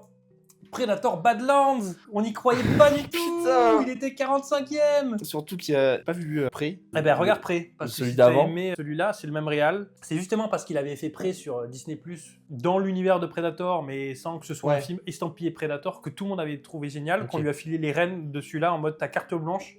Fais-nous le Predator que tu voulais faire. Et ce mec-là a vraiment, Dan Trachtenberg, je sais pas comment ça se prononce, a vraiment une vision pour le Predator. Moi, j'ai 2-3 soucis avec ce film, parce que ça humanise trop les... En fait, on en apprend trop sur la culture des prédateurs, et moi, ça m'intéresse pas de savoir comment ils vivent, en fait. Et surtout, ça me pose des questions, parce que vu que ça a l'air d'être une tribu vraiment guerrière, leur planète, il n'y a pas de technologie, mais ils ont des vaisseaux à la technologie futuriste de dingue. Oui, ça... Qui construit leurs vaisseaux, du coup ? Alors, genre, est-ce qu'il y a vraiment des gens sur leur planète ? Parce que tout le monde est des chasseurs, c'est une société ultra patriarcale, etc., mais il y a quand même des gens qui vont à l'usine, et qui pointent, et qui construisent des vaisseaux. La fin du film peut expliquer ça. Et du coup, la suite potentielle. Mais ça peut justement apporter beaucoup plus de réponses et étoffer justement cette lumière-là. Ensuite, Ellie Fanning, je l'adore. Mais au tout début, elle a tendance à vraiment parler pour faire de l'exposition, tu vois. Ouais, mais ça m'a pas choqué parce que c'est un robot. Donc c'est justement son Oui, rôle. mais enfin, moi j'ai trouvé que c'était en mode, oui, c'est le robot, donc on peut se permettre avec le robot, faire vraiment de l'exposition où le personnage dit à Ok. haute voix des trucs. Ouais, on va l'excuser parce que c'est un robot, mais ça n'empêche pas le fait qu'il y a un personnage à haute voix qui dit ce qu'on est censé ressentir, etc. Mais globalement, je m'attendais à une merde infâme. Ouais, Et c'est en ça, fait, le- c'est bien. Et ce qui est cool, c'est que le Predator est la proie cette fois, Mm. pour une bonne partie du film, et que la planète dans laquelle ils atterrissent est exploitée. Ouais, aussi, truc marrant, Ouais. c'est qu'ils ont rattaché à l'univers d'Alien. Ah, ça fait plusieurs films déjà. Non, Ah, mais oui. autant Alien versus Predator, d'accord, mais de là, de se dire, ok, la planète sur laquelle ils atterrissent, il y a une colonie La Weyland-Yutani, ouais. de la Weyland qui est la société principale dans Alien, pas dans un film crossover. Non, mais c'est acté que c'est dans le même Mm. univers depuis plusieurs films. Et en fait, maintenant, c'est acté, même Mais, si c'était une blague à la base dans le deuxième, je crois, quand il rentre dans son vaisseau à la fin et qu'il met son trophée, il y avait une tête de xénomorphe. Ok. Et à la base, c'était juste Ok. une vanne. Et du coup, après, ils ont fait le film Alien vs Predator en mode haha, juste par rapport à ce clin d'œil. Et après, dans tous les Predators, c'est Ok. plus ou moins acté que voilà. Donc, effectivement, on retrouve de la Weyland comme étant la pire société de tous les temps ever et il ne déroge pas à la règle. Les CGI sont bien. Et les monstres, tu vois, tu fais ok, là c'est des trucs réussis. Il y a eu du budget pour les faire. La scène de fin, le combat sur les docks, j'ai trouvé que là, c'était un peu dégueulasse. Alors que ça se passe de nuit. Mais tout au long du film, j'ai trouvé que c'était Ouais. bien. En plus, la planète hostile, des idées de fou, l'herbe rasoir. Genre, Mais il y a si, vraiment, mais vraiment vraiment, le film entier. On est, découvre une véritable faune et une véritable flore et Mm. ça fait plaisir. Donc, très bonne surprise que ce Predator Badland qui va Ouais. remonter. Oh oui. Mais jusqu'où va-t-il remonter? À toi de me dire. Je le mettrais en 9ème position, en dessous de Karate Kid. Qui était aussi ta surprise. Ouais, donc vraiment des surprises que j'ai envie de mettre haut. Moi, je le mettrais en dessous de l'amour au présent. Je le mettrais 11e. Toi, tu le mettrais Donc 9e. on met 10ème. Donc, il est entre 28 ans plus tard et l'amour au Mm. présent. Mais il est dans le top 10 et on n'aurait pas Ça- dit ça. Non, c'est ça. C'est bien d'avoir justement des films où on se dit, bon, ça va pas être ouf. Et finalement, ils arrivent à faire du renouveau et à être bien. Il a pris du galon. Mm. Film suivant, ce sera Tron Ares. Ça y est, on attaque le milieu de classement. On savait pas trop quoi en faire de Tron Ares. Il était 19e. Bon, l'ego trip de Jared Leto, qui avait l'idée de sortir Tron de l'univers de Tron pour le mettre dans la vraie vie. C'est les meilleures scènes du film, je pense. Mais bon, globalement, il m'a pas laissé une marque indélébile. Pour tout te dire, je me souviens pas vraiment de ce film, en fait. Dedans, j'ai bien aimé le retour dans le 1. Oui, Du coup, j'ai un peu de nostalgie, un peu exploitation. ouais, je trouvais sympa ce côté-là. Le personnage de Jared Leto, en soi, il est bien. Le côté, c'est fait pour être une arme, être exploité dans la vraie vie, mais qui du coup n'arrive pas à survivre et reste dans le monde virtuel. De derrière, arriver à s'extirper de son programme principal et du coup n'avoir qu'une durée de vie limitée pour survivre et arriver à accomplir quelque chose. Il y a des bonnes idées. Ce serait pas du Blade Runner, ça? Il y a de l'idée. Non, il y a de l'idée. Non, mais je sais pas que c'est un film horrible. Moi, c'est ok. C'est un film ok. Franchement, moi, c'est rare, hein. Vous le voyez et vous l'entendez même, mais j'ai pas grand chose à dire sur ce film, c'est fou. Là, on en est où? On a combien de films en tout? En tout, on en a classé 26 là. Pour moi, on est vers Elio et les linceuls, on est vers ce genre de film que je reverrai pas. Mais il est inoffensif, je trouve, parce que il est pas mauvais, il est pas bien non plus. La BO m'a pas marqué. Est-ce que ça serait le meilleur Disney de cette année? Tu veux le mettre au-dessus de Elio? Moi, je le mettrais au-dessus. Allez, ça va. Il y a Pas quand même un peu plus de choses qui me touchent que dans Helio, où j'ai vraiment été neutre. Le film suivant, Insaisissable 3. C'est fou, il nous les sort par deux, cet aléatoire. Il est vraiment Ouais, aléatoire, l'aléatoire, hein. pas vraiment aléatoire. Hein. On en parlera à l'homme de l'ombre. C'est mieux que le 2, C'est mieux que le 2. mais est-ce que ça veut dire grand-chose que ce soit mieux que le 2? Ouais, ça a un peu un retour au 1. Alors, tout le monde est là, ok. L'actrice qui avait disparu dans le 1, Isla Fisher, ils reprennent celle qui l'avait remplacée dans le 2. T'as tellement de souvenirs de ces films, c'est fou. Hein. Alors, oui, parce que je les ai revus il y a cette Ah, année. d'accord, parce que sinon c'est fou de se souvenir de ça en fait. Non, mais je les ai revus cette année, c'est pour ça. Et oui, sinon j'en parlerai pas. Du coup, tout le monde revient, donc ambiance un peu comme dans le 1. Pas un casse à grande échelle, mais vraiment un tour pour duper les gens. Là, c'est vraiment plus un jeu de dupes. Gros défaut du film, la scène du milieu dans le manoir. Vraiment, c'est chiant. C'est vraiment, allez, chacun va faire son petit tour, chacun va faire son petit jeu. Tout le monde est séparé, tout le monde va faire son petit tour. Du coup, chaque duo va dans un décor. Le décor nous est présenté une fois. Mm. Ensuite, tout le monde se retrouve. Et ensuite, il y a la police qui débarque. Et on retombe dans chaque décor qu'on a déjà vu. Et du coup, Et comme on ils nous ont... explique le truc de ce décor-là. C'est en mode, putain, c'est interminable. Non, toutes ces scènes-là, vraiment, c'est vraiment le point noir du film. Sinon, le reste, c'est gentillet. Le jeu de dupes est sympa. Le prestidigitateur. Prédigitation. Ouais, voilà. Écoute, Non. J'ai envie de te dire que, comme Tronares, je l'ai vu, je l'ai oublié, c'était pas horrible, c'était pas bien, c'était pas... Voilà, ça Alors, arrive, ça passe. Un c'est- peu comme Elio. Comme tu as dit pour Elio, Ouais. le film passe. Voilà, le film passe. C'est mieux que le 2, où il y avait vraiment de la magie, ta gueule, c'est magique. Là, on reste dans la prestidigitation. Ouais, et tout se tient plus. C'est moins vraiment un truc d'envergure où t'as aucune explication. Donc, je te propose de le mettre entre Elio et Tronares, histoire de vraiment Allez, pas prendre de je décision. t'aurais dit à 16e ou 17e, donc c'est bon. Voilà, il est entre les films qui passent, mais qui s'oublient, quoi. On arrive au film suivant, qui était Better Man. Est-ce que la vie est sur l'affiche?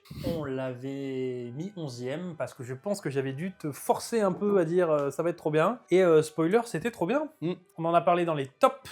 Ouais. Plus de biopics comme ça. Alors après, le biopic sur Elton John était déjà un petit peu comme ça aussi, a vraiment intégré un côté comédie musicale dans un mais biopic. il était très etc. bien, celui d'Elton John. Voilà, Ok. et celui-là prend un peu le relais, et on n'est pas sur le Bohemian Rhapsody long, chiant, ronflant qui joue avec la vérité juste pour mettre en valeur tout le monde. Là, on joue un peu avec la vérité, parce que typiquement, son père n'était pas là dans la scène de fin quand il chante D'accord, ok. Do It My Way, ce qui fait que dans la vraie vie, t'as un peu moins d'impact que dans cette scène-là. Mais allez, j'accepte dans le film parce que ça fonctionne tellement bien. Donc on joue un peu avec la surtout vérité. ça va avec la tournure du film. Ça va avec la tournure du film, ce que le film a raconté. Le film dénonce sur l'industrie parce que se passe avec son ex-copine de l'époque qui est absolument horrible et c'est pas sa faute et c'est pas la sienne, etc.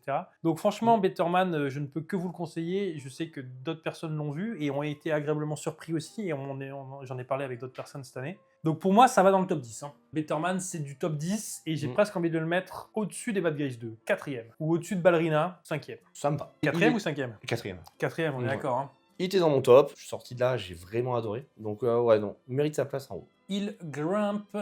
Et le film suivant, Frankenstein de Guillermo del Toro avec Oscar Isaac et Jacob Elordi. Bon, ben, on vous renvoie vers le top encore une fois. Moi, j'ai adoré ce film. Alors, j'ai eu des discussions avec des personnes qui l'ont beaucoup moins aimé, pour des raisons principalement scénaristiques. Il est vrai que le côté romance du film, notamment entre Frankenstein et Mia Goth, enfin, l'unique personnage féminin du film en réalité, et pas l'aspect le plus prenant et le mieux fait du film, mais...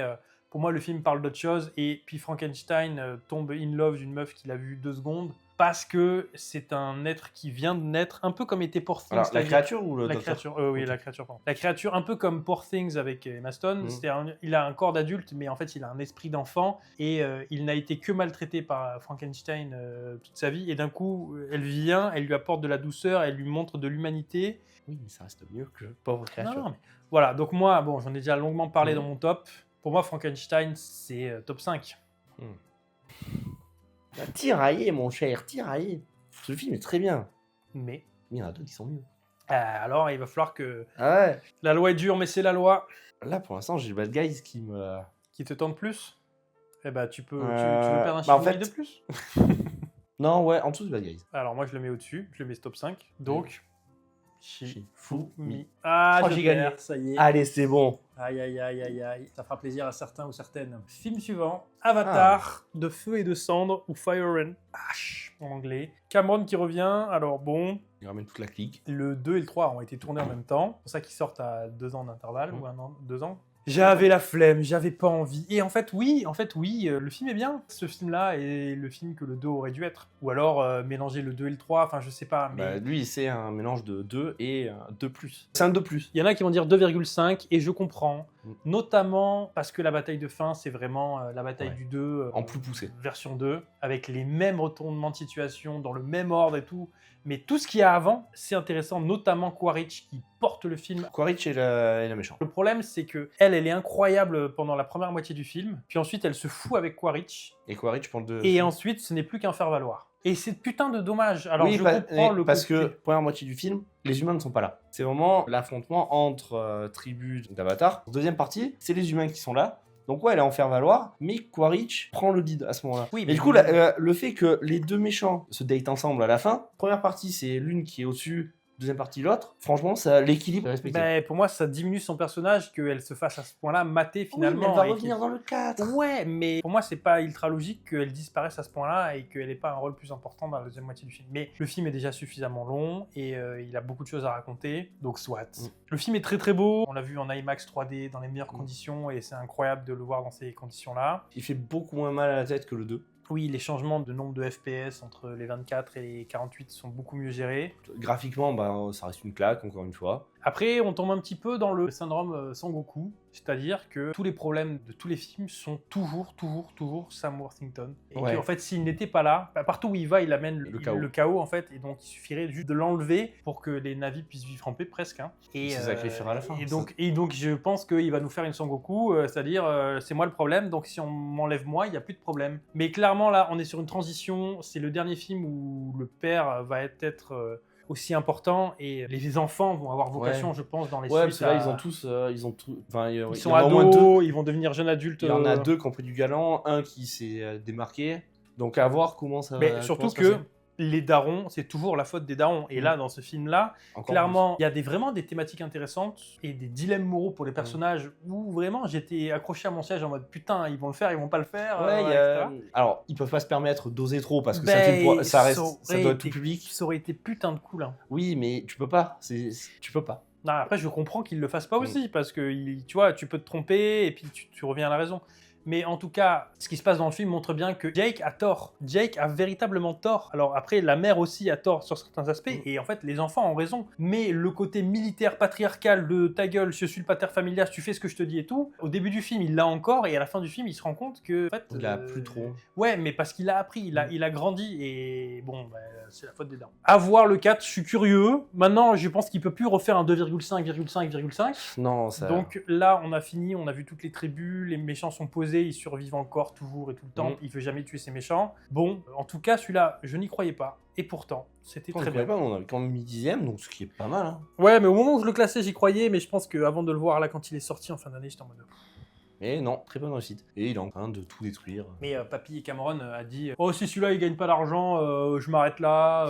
Pour faire un 4, il faudrait vraiment que les gens aillent le voir. Hein. » C'est le cas. Bon, ben, on est allé le voir. Donc, Papy Ouais. Cameron va, jusqu'à la fin de sa vie, faire du Avatar. C'est un Ouais. peu dommage, mais d'un autre côté, c'est pas des mauvais films. non plus. Ça sera sa saga, et après, voilà. Cameron, tous ses films ont été une révolution. Donc moi, j'aimerais qu'il aille dans un nouvel univers pour nous apporter un nouveau Terminator, un nouveau quoi que ce soit.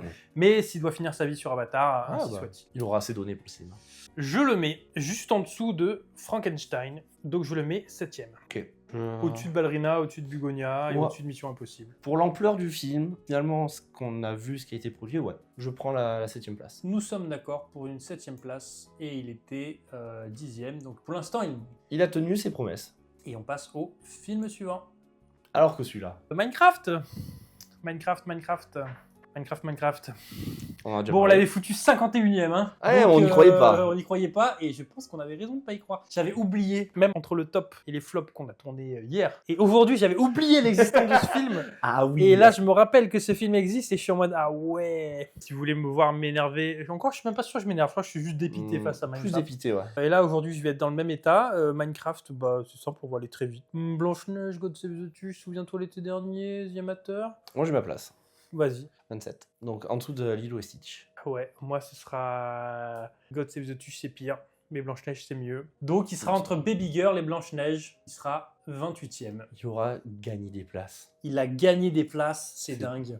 Thunderbolts, le deuxième Marvel sorti cette année. Sur donc le, comme tu les as si bien Avengers appelés. du pauvre. Voilà, et tu continues à les appeler Ah, les mais Avengers ça du va pauvre. être ça. Hein. Et c'est comme ça qu'ils sont. Le deuxième film avec Florence Pugh. Alors l'avantage de ce film, c'est que contrairement à Captain America, on voit beaucoup plus le soldat de l'hiver, Sebastian Stan. Donc Ouais. moi, rien que pour ça, ça me fait plaisir. Je sais que c'est le Marvel préféré de beaucoup de monde cette année. Ah ouais. Et, Enfin, quoique, oui, et que sur les beaucoup de trois. gens ont dit c'est un des meilleurs Marvel de ces dernières années. Et je ne suis pas dans cette hype parce que ça implique que ce serait un bon film et je trouve quand même que c'est un film chiant. Ok, leur bande est cool, ils se balancent des vannes, c'est machin et Ouais. tout. Et finalement, à la fin du film, d'un coup, ça devient ultra serious business. On parle de dépression et c'est 4 bras cassés qui vont régler la dépression du mec en lui faisant un câlin. Et je suis en mode, ça là, ça vous suffit, juste un câlin et ça soigne la dépression, ça vous suffit pour dire, genre, si le. Bon, après, effectivement, la barre est tellement basse dans les Marvel que c'est le. Captain le Faucon, a dit coucou, je t'aime au président qui était transformé en Hulk rouge et il s'est détransformé. Donc La barre est si basse. voilà, c'est un film utile, film tournevis. Il est là, il sert pour l'intérêt de l'industrie du MCU. Et voilà. D'intégrer des personnages et de Ouais, faire c'est le ça. pont. Et... Surtout de rattraper des personnages secondaires, voire très secondaires qu'on a pu avoir, les intégrer, les faire devenir principaux et leur donner une importance. Et voilà, ce film sert à ça. Non, mais je reconnais que métaphoriquement, la manière dont le combat final se déroule dans la tête du méchant Oui. et on détruit pas la ville encore une millième fois, etc. C'est bien, mais c'est juste que tu vas mal. Arrête. Ah bah oui. Rien à foutre de ta dépression. Mais voilà, comme enfin, dirait notre cher c'est Tib. ça, just do it, pote. Genre stop being poor en fait. Donc c'est pas horrible et tu passes un moment plutôt correct dessus. Mm. Mais par contre, enfin j'entends vraiment trop des retours en mode ah celui-là c'était vraiment un bon film et je dis pas que c'était mauvais. Alors, par sur contre, les 3 Marvel, oui, peut-être. ouais, mais Mais pour moi on est vraiment. Mais si on dit ça, c'est qu'on a quand même bien descendu nos attentes par rapport au film Marvel. Ouais, quand même il y en a toujours eu des pas terribles. Hein, Non, mais il y en a des pas terribles. Mais si tu dis que lui, c'est un des meilleurs de ces dernières années, bah, c'est ce que sachant- j'entends partout quoi. c'est-à-dire que ces dernières années, il n'y en a pas eu des très bons, ce qui est le cas. C'est le cas, oui. Mais après, voilà, s'il reste à ces dernières années, ça va. S'ils disent c'est un des meilleurs qu'il ait pu faire, non. J'entends personne dire ça. Mais tout le monde dit par contre depuis, on va dire, Endgame, de ces dernières Ouais, même années. s'ils ça n'arrivent devient- pas, ils y arrivent. Comme tu veux bien le rappeler à chaque fois, les super-héros, bah, ça y est, la hype est passée. Et c'est dur de relancer quand tu as presque Et là, touché la perfection avec ta phase des années 2010. Là, tu as les seconds couteaux, quoi. Donc bon, Mm. faut intéresser. C'est un de ces films dans notre classement là qui glisse, il Ouais. passe, voilà. Donc pour C'est- moi, tu vois, c'est Helio. c'est du Tronares, insaisissable, Helio Ouais, tiers, c'est quoi. au-dessus d'Helio. Au-dessus d'Helio. Ouais. J'ai plus, Allez, plus eu de fun devant Insaisissable. ça parle de dépression, ça marche. Allez. Donc on va le classer 21e, sachant qu'à la base, il était 34e. Ouais, donc. Il a encore le temps de descendre, mais je pense qu'il finira peut-être un peu plus haut. Ouais, mais tu vois, c'est le mid. De toute façon, on avait classé Captain America 3e, donc Ouais. qu'est-ce que je te dise. Bon, il est temps de parler de Des choses Dragon. qui fâchent. Dragon qu'on avait mis 50e. Pour Ouais. une bonne raison, j'avais dû faire un lobbyisme de zinzin pour Alors, te on dire. sortait de Mufasa. C'est pour ça que tu m'as accordé le lobbyisme, mais Ah moi oui. je maintiens qu'il était à sa place. En fait, le film est bon, mais il n'a strictement aucun intérêt. Vous avez le même film en plus court, en mieux rythmé et en un peu plus loufoque, qui existe déjà depuis 2010. Voir ce film n'est rien d'autre que de revoir le film que vous avez déjà vu, sauf que comme on n'est plus en animation, on a moins de liberté parce que on a des personnages en réel qui peuvent moins se déformer le bras quand il faut qu'ils se déforment le bras. Voyez Dragon et ne voyez pas le remake de Dragon. Et surtout, ils vont faire le 2 et ils vont faire le 3. Voyez le 2 et le 3 en dessin animé, je vous en conjure. Voilà, je me suis re-énervé devant Dragon. C'est Maintenant, bien, je te bravo. laisse le classer où tu veux et moi je Bah, vais tu le... Ça, toi, tu le mets en dernier. Non, je le mets pas en dernier parce que Lilo et Stitch est pire. Pour les mêmes raisons que j'ai expliquées dans les flops. Ouais, parce mais- que lui, il est inoffensif parce que c'est le même film en moins bien. Alors que Lilo et Stitch, c'est grave ce qu'ils ont fait C'est avec raté. le film, je trouve. Même si moi, je le mets 3e dans mes tops. Ah ouais. Oui, non, c'est vrai que tu as mis dans tes top. Ouais, moi, il est. De Mais tu peux le... Classe-le. Moi, je vais le défoncer. tu vois- mais... toute façon, il Mais va faire le middle. En le voyant, j'ai plus eu de kiff, en tout cas, qu'une bataille après l'autre. Ça, c'est sûr. En partant de là. Après, je veux bien t'accorder le fait que celui-là, c'est un film que tu as beaucoup aimé. Insider est une très bonne surprise. Better Man aussi. Donc, je mettrai 5e. Au-dessus des Bad Guys. Ouais. Moi, je le foutrais dans les films qui glissent et tout seul, quoi. Donc, on va dire que c'est le meilleur des films qui glissent tout seul. Ok, en dessous de Donc, Weekend. donc en dessous de Weekend, je mettrais 19e. Donc toi, si tu le mets 5e et 19e, il va finir 12e, en dessous de Karate Kid Legends. Bon, bah écoute, il a bien remonté. Il a bien Mais parce remonté. que je comprends tes arguments. La Non, qualité mais du en film. soi, en fait, le film est pas mauvais et il mérite d'être dans les 15 meilleurs premiers. Et quand tu vois tous les live action qu'on a eu depuis ces dernières années, Oui, mais encore, tu vois, C'est le meilleur. c'est ce qu'on vient de dire avec les Marvel. La barre est tellement basse oui. que juste le même film en un peu moins bien, bah c'est très bien. Bah Ouais. non. Tu me disais dans les tops, c'est le même mec qui a fait les dessins animés qui le fait lui. Le gars se dit, allez, je reprends mon bébé, je le fais d'une manière Non. différente. Dans l'interview, il a dit pourquoi vous refaites exactement le même film image par image. Il a dit le remake allait se faire avec ou sans moi, donc autant qu'il se fasse avec moi. Ouais, mais, C'est pas genre j'ai envie de faire un remake de mon film, c'est il va se faire avec ou sans moi, donc autant qu'il se fasse avec ouais, moi. mais du coup, Ce que je respecte. c'est peut-être la meilleure décision qu'il ait prise du coup. Bah, la meilleure décision qu'il a prise, c'est de faire le film de base. Oui. En tout cas, il finit 12e, c'est pas volé non plus, c'est pas un mauvais film. Je m'énerve pour des raisons, on va dire, extérieures au film. Et si Ton amour pour les films d'animation prenne le dessus, c'est tout. Voilà. Mais ensuite, on va parler d'un film nul à chier. Voilà, je spoil. Le prochain film, Bridget Jones, folle de lui. Oh, en fait, c'est dingue comme j'oublie que les films de merde existent. Alors, c'est simple, on l'avait mis 52e. On n'y croyait pas. On avait raison de pas y croire. Et c'est simple, moi j'ai envie de le foutre là en dessous de The Amateur. J'ai envie de le foutre dernier. Allez, je vais me calmer, je vais le mettre en dessous de Blanche-Neige. En dessous de Lilo et Stitch. Eh bien, on va couper la part en deux et il sera entre Baby Girl et Minecraft. On passe rapidement dessus parce que j'en ai parlé dans les flops. Et tu je ne vous veux pas renvoie. t'énerver à nouveau. Oui, c'est bon, voilà. Je sais que je n'arrivais pas à te faire changer ou à te donner des arguments. Écoute, tu lui as fait prendre 2 places déjà, Ouais. donc c'est pas mal. Il était 50. 4e en partant de la fin et là il est 5e en partant de la fin. Donc il a déjà pris une place. Bravo à Souviens-toi l'éternier qui a dégringolé. Film suivant, Un parfait inconnu. Parlons de biopic musical. Bon, il était 32e, il était vraiment dans le ventre mou avec Thunderbolt, avec Elio. Ouais, parce que on se disait Bob Dylan, ça ne nous parle pas. Ouais. Ça peut parler à certains, mais nous, ça ne nous parle pas. On Et s'est dit, qu'est-ce- on le met bas. Qu'est-ce que t'en as pensé? J'ai bien aimé. Chalamet dedans, je trouvais cool. Ouais. Les musiques, il y en a quelques-unes qui sont bien, la dynamique du film. Après, c'est un connard, comme beaucoup de biopics musicales, malheureusement. En fait, les icônes, c'est que des connards. Ils sont poussés à être des connards aussi via Oui. une surstarification. Ils ont une vie qui est pas normale. On Mais vrillerait tous. Mais en du vrai. coup, chaque biopic montre Chacun son défaut, quoi. voilà. Donc ça va, le film se passe, tu passes un bon moment. Comparé à Better Man, il est moins bien, c'est sûr et certain. Ouais, c'est un peu plus classique, on va dire. C'est ça, c'est la formule d'un biopic qui va marcher, c'est on va le découvrir, on va le suivre, ça va monter. Il y a des moments clash, il y a des moments de chaos, mais pas trop quand même. Donc ça reste assez neutre. C'est un film intéressant du point de vue musical pour des musiciens, j'entends. Oui, parce que c'est vrai que le changement de style, l'évolution... Sur l'histoire de la musique en tant que Ouais, telle. c'est peut-être plus pour ça qu'il devrait être intéressant et jugé. Quand je repense à l'affiche, je vois James Mangold à la réalisation, Timothée Chalamet, Edward Norton et Ellie Fanning, je me dis putain, il y a quand même une recette pour faire un film efficace. Et le film est efficace, mais il n'est rien de plus qu'un biopic classique sur un thème qui peut vous parler ou pas vous parler. Si vous n'en avez rien à foutre de Bob Dylan, vous allez peut-être le découvrir comme c'était notre cas et être agréablement surpris. Par contre, je pense que c'est le film de l'année de personne. Sauf pour les fans de Bob Dylan. Et donc il était en milieu de tableau et j'ai envie de le foutre en milieu de tableau. Ouais, il va... Je dirais que c'est plus sympa quand même qu'un Insaisissable 3 être en arrêt. Moi, je le mettrais au-dessus de Weekend. Au-dessus de Wicked, allez, je veux Ouais. bien qu'on sépare Mickey, 17 et Wicked. Il est donc pour l'instant 19e sur les 36 films qu'on a classés. Et Et on n'a pas fini. Hein. on enchaîne avec Maria, un biopic sur une chanteuse d'opéra qui a perdu sa voix et qui est une immonde connasse avec tout le monde. Ma haine de classe, et j'ai vu la première demi-heure, j'ai pas eu le temps de voir le film en entier. Ma haine de classe a... Ah bah là, tu devais être ravi. il y a eu envie de Pourtant, j'adore Angelina Jolie. Et donc, elle joue très bien la meuf que j'ai envie de frapper, métaphoriquement, sur Roblox, sur Minecraft, bien sûr. On ne frappe pas les femmes. Bon, écoute, je peux que me fier à ton avis. J'ai vu que la première demi-heure, j'imagine qu'elle va apprendre des leçons de vie ou j'en sais rien. La deuxième partie est sympa. Je le finirai. Finis-le, Je le mais, finirai, mais je peux pas le classer. je vois à peu près, si tu me dis la première demi-heure, je vois où ça en est. Tu as dû voir le début avec les journalistes. En fil rouge, c'est vraiment bien. Ce côté-là de journalistes qui viennent l'interviewer, il y a des petits twists qu'on comprend au fur et à mesure du film. Et je pense que c'est le personnage que tu adores détester. Alors, tu détestes, mais tu as de la compassion pour elle quand même. Parce que elle était au max de sa vie, elle avait un talent, et du coup, on l'avait mis bas. L'opéra, ça ne parle pas forcément, elle, on ne connaissait pas du tout, mais la performance d'Angelina Jolie, le ton du film, ça reste sympa. Et ben là, c'est un blanc-seing. Tu peux le mettre où tu veux. Tu es tout seul à choisir. En fait, voilà, c'est le gap Elio, où moi, je suis passé neutre, neutre, le film m'a transpercé. Lui, il y a quand même eu des petits trucs. Donc, allez, au-dessus de Thunderbolt. Au-dessus de Si Thunderbolt. la demi-heure que tu as vue, tu te sens de descendre...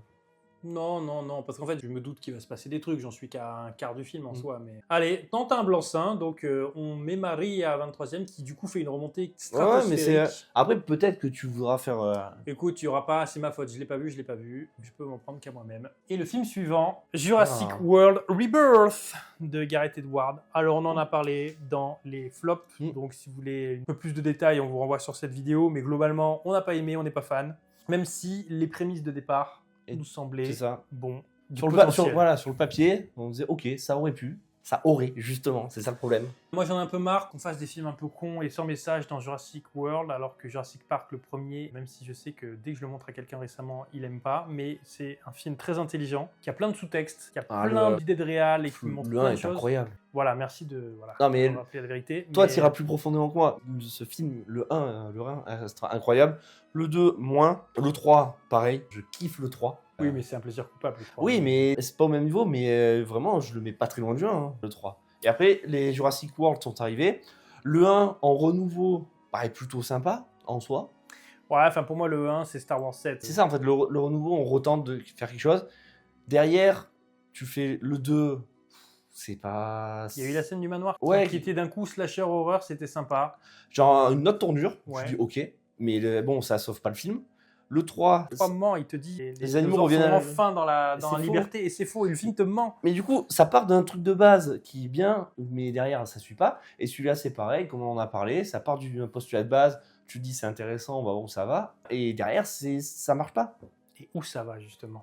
Où ça va, Ben Laden? Belle. Ça va en dessous de... Et je t'ai un petit peu orienté, hein. Ouais, je vois que Attends, ça a descendu, hein. C'est toi qui l'as mis dans tes... Moi, il est en mention déshonorable. Voilà, donc je t'ai un peu orienté. Je le mettrai en dessous de Bridget. En dessous de Bridget, moi J'ai- je le mettrais au-dessus de Lilo et Stitch. Allez, je le mettrais bah, 4 places plus haut. Donc, 31ème, allez. donc il est 31ème. Il est juste au-dessus de Bridget Jones du coup, et en dessous de Lilo et Stitch. Et le film suivant, un film que pas grand monde attendait je pense, Nobody 2. Déjà, le 1, Le 1 est sorti nulle part, a été une bonne surprise. Mm. Est-ce qu'on avait besoin d'une suite? Et après, en même temps, c'est pas les films qui doivent coûter très cher. Non. Là, en plus, on a payé des vacances à tout le monde. Alors, les vacances, Vacances de merde, Ah mais oui. des vacances quand même, des vacances de prolo. il y en a certains, ils font des films, ils vont en Italie, ils vont dans des putains de pays. Lui, il va où? Dans le pire camping des États-Unis. Ah, il y a des films où on passe des vacances à Nice, on en parlera plus tard, mais en tout cas, Ouais. Nobody 2, en fait, j'aime bien l'endroit où se passe le film. Dans une fête foraine, Ouais. dans un parc d'attractions, et c'est pas un setup qu'on a vu souvent dans un film d'action. Non, Et ça donne du coup des décors qu'on n'a pas l'habitude de voir, et donc un setup qui est plutôt original. Ensuite, il est censé genre garder son calme et il s'énerve en famille, et puis au final, sa meuf prend le sniper et son père prend le sniper. Je trouve que sa famille lui pardonne quand même beaucoup. après, il les a D'être sauvés, hein. totalement absent de leur vie tout le temps, c'est la faute des darons. Hein. C'est jamais vraiment très surprenant, sa famille lui pardonne trop. Voilà, en fait, c'est pas méchant, ça se laisse regarder. C'est le Mais film c'est de- moins bien que le 1. C'est le film pour darons. C'est un peu moins bien que le 1, je trouve. Oui, mais on l'avait classé 31ème. Voilà, je pense qu'il était. On Ouais. l'avait plutôt bien classé, quoi.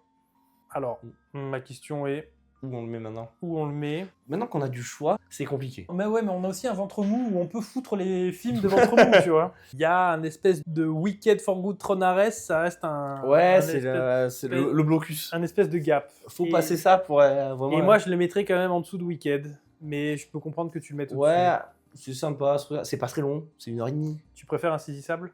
Ouais. Tu préfères Maria? Ouais, je trouvais ça Bah, plus c'est- sympa que Thunderbolt. Hein. Oui. Ah oui, non, ça... Donc la question, Allez, c'est toi qui- au-dessus de Maria. Au-dessus de Maria. Alors au-dessus de Maria.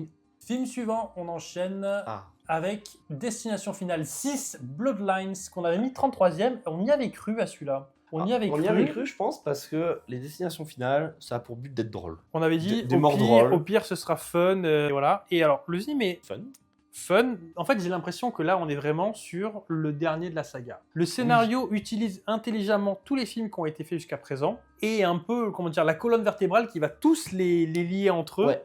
de manière définie, stricte. Mais du coup, le scénario te dit là, on ne peut plus en faire un autre derrière. Ouais, parce... Ouais, non. Sauf à vraiment Ouais, il va- complètement faire un twist, et c'est toujours possible. Oui, ils vont... Mais- il y a moyen. J'ai trouvé ça plutôt pas mal de raccrocher les wagons à ce point-là. Les morts étaient comme d'hab. Il y en a quelques-unes qui sont un petit peu vraiment tirées par les cheveux. Ouais, D'autres qui sont tellement horribles que ça en devient drôle. des twists dans les morts qui sont sympas. Ouais. Ils ont réussi à faire un bon scénario en utilisant les films d'avant pour étoffer un peu celui-là et derrière donner vraiment de la profondeur à ce 6e volet et ben ça a marché. Comme d'hab, en fait, t'es pas dans une ambiance où tu as peur, Ouais. etc.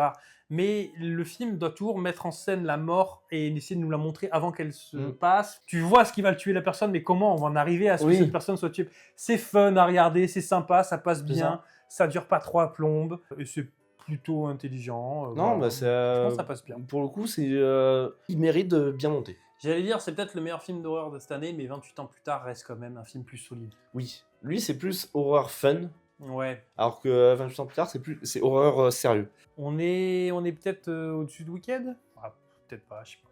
On peut le mettre en dessous de Weekend. Juste en dessous de Wicked. Ouais.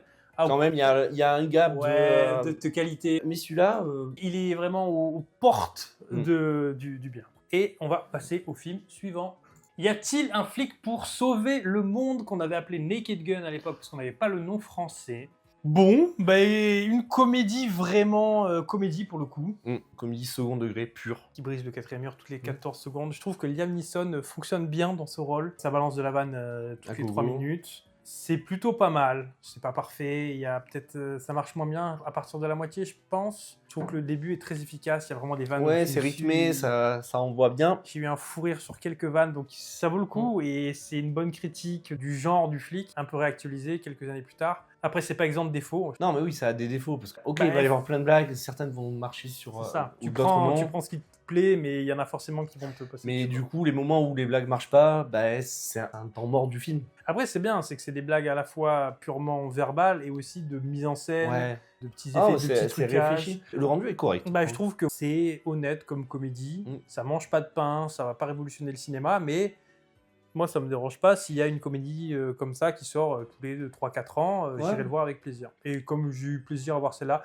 je la reverrai pas des milliards de fois. Non, parce que là. Je vais pas la conseiller à tout le monde, mais effectivement, ça dure pas longtemps et c'est efficace. Ouais. Donc c'est plutôt pas mal. On l'avait mis 26e.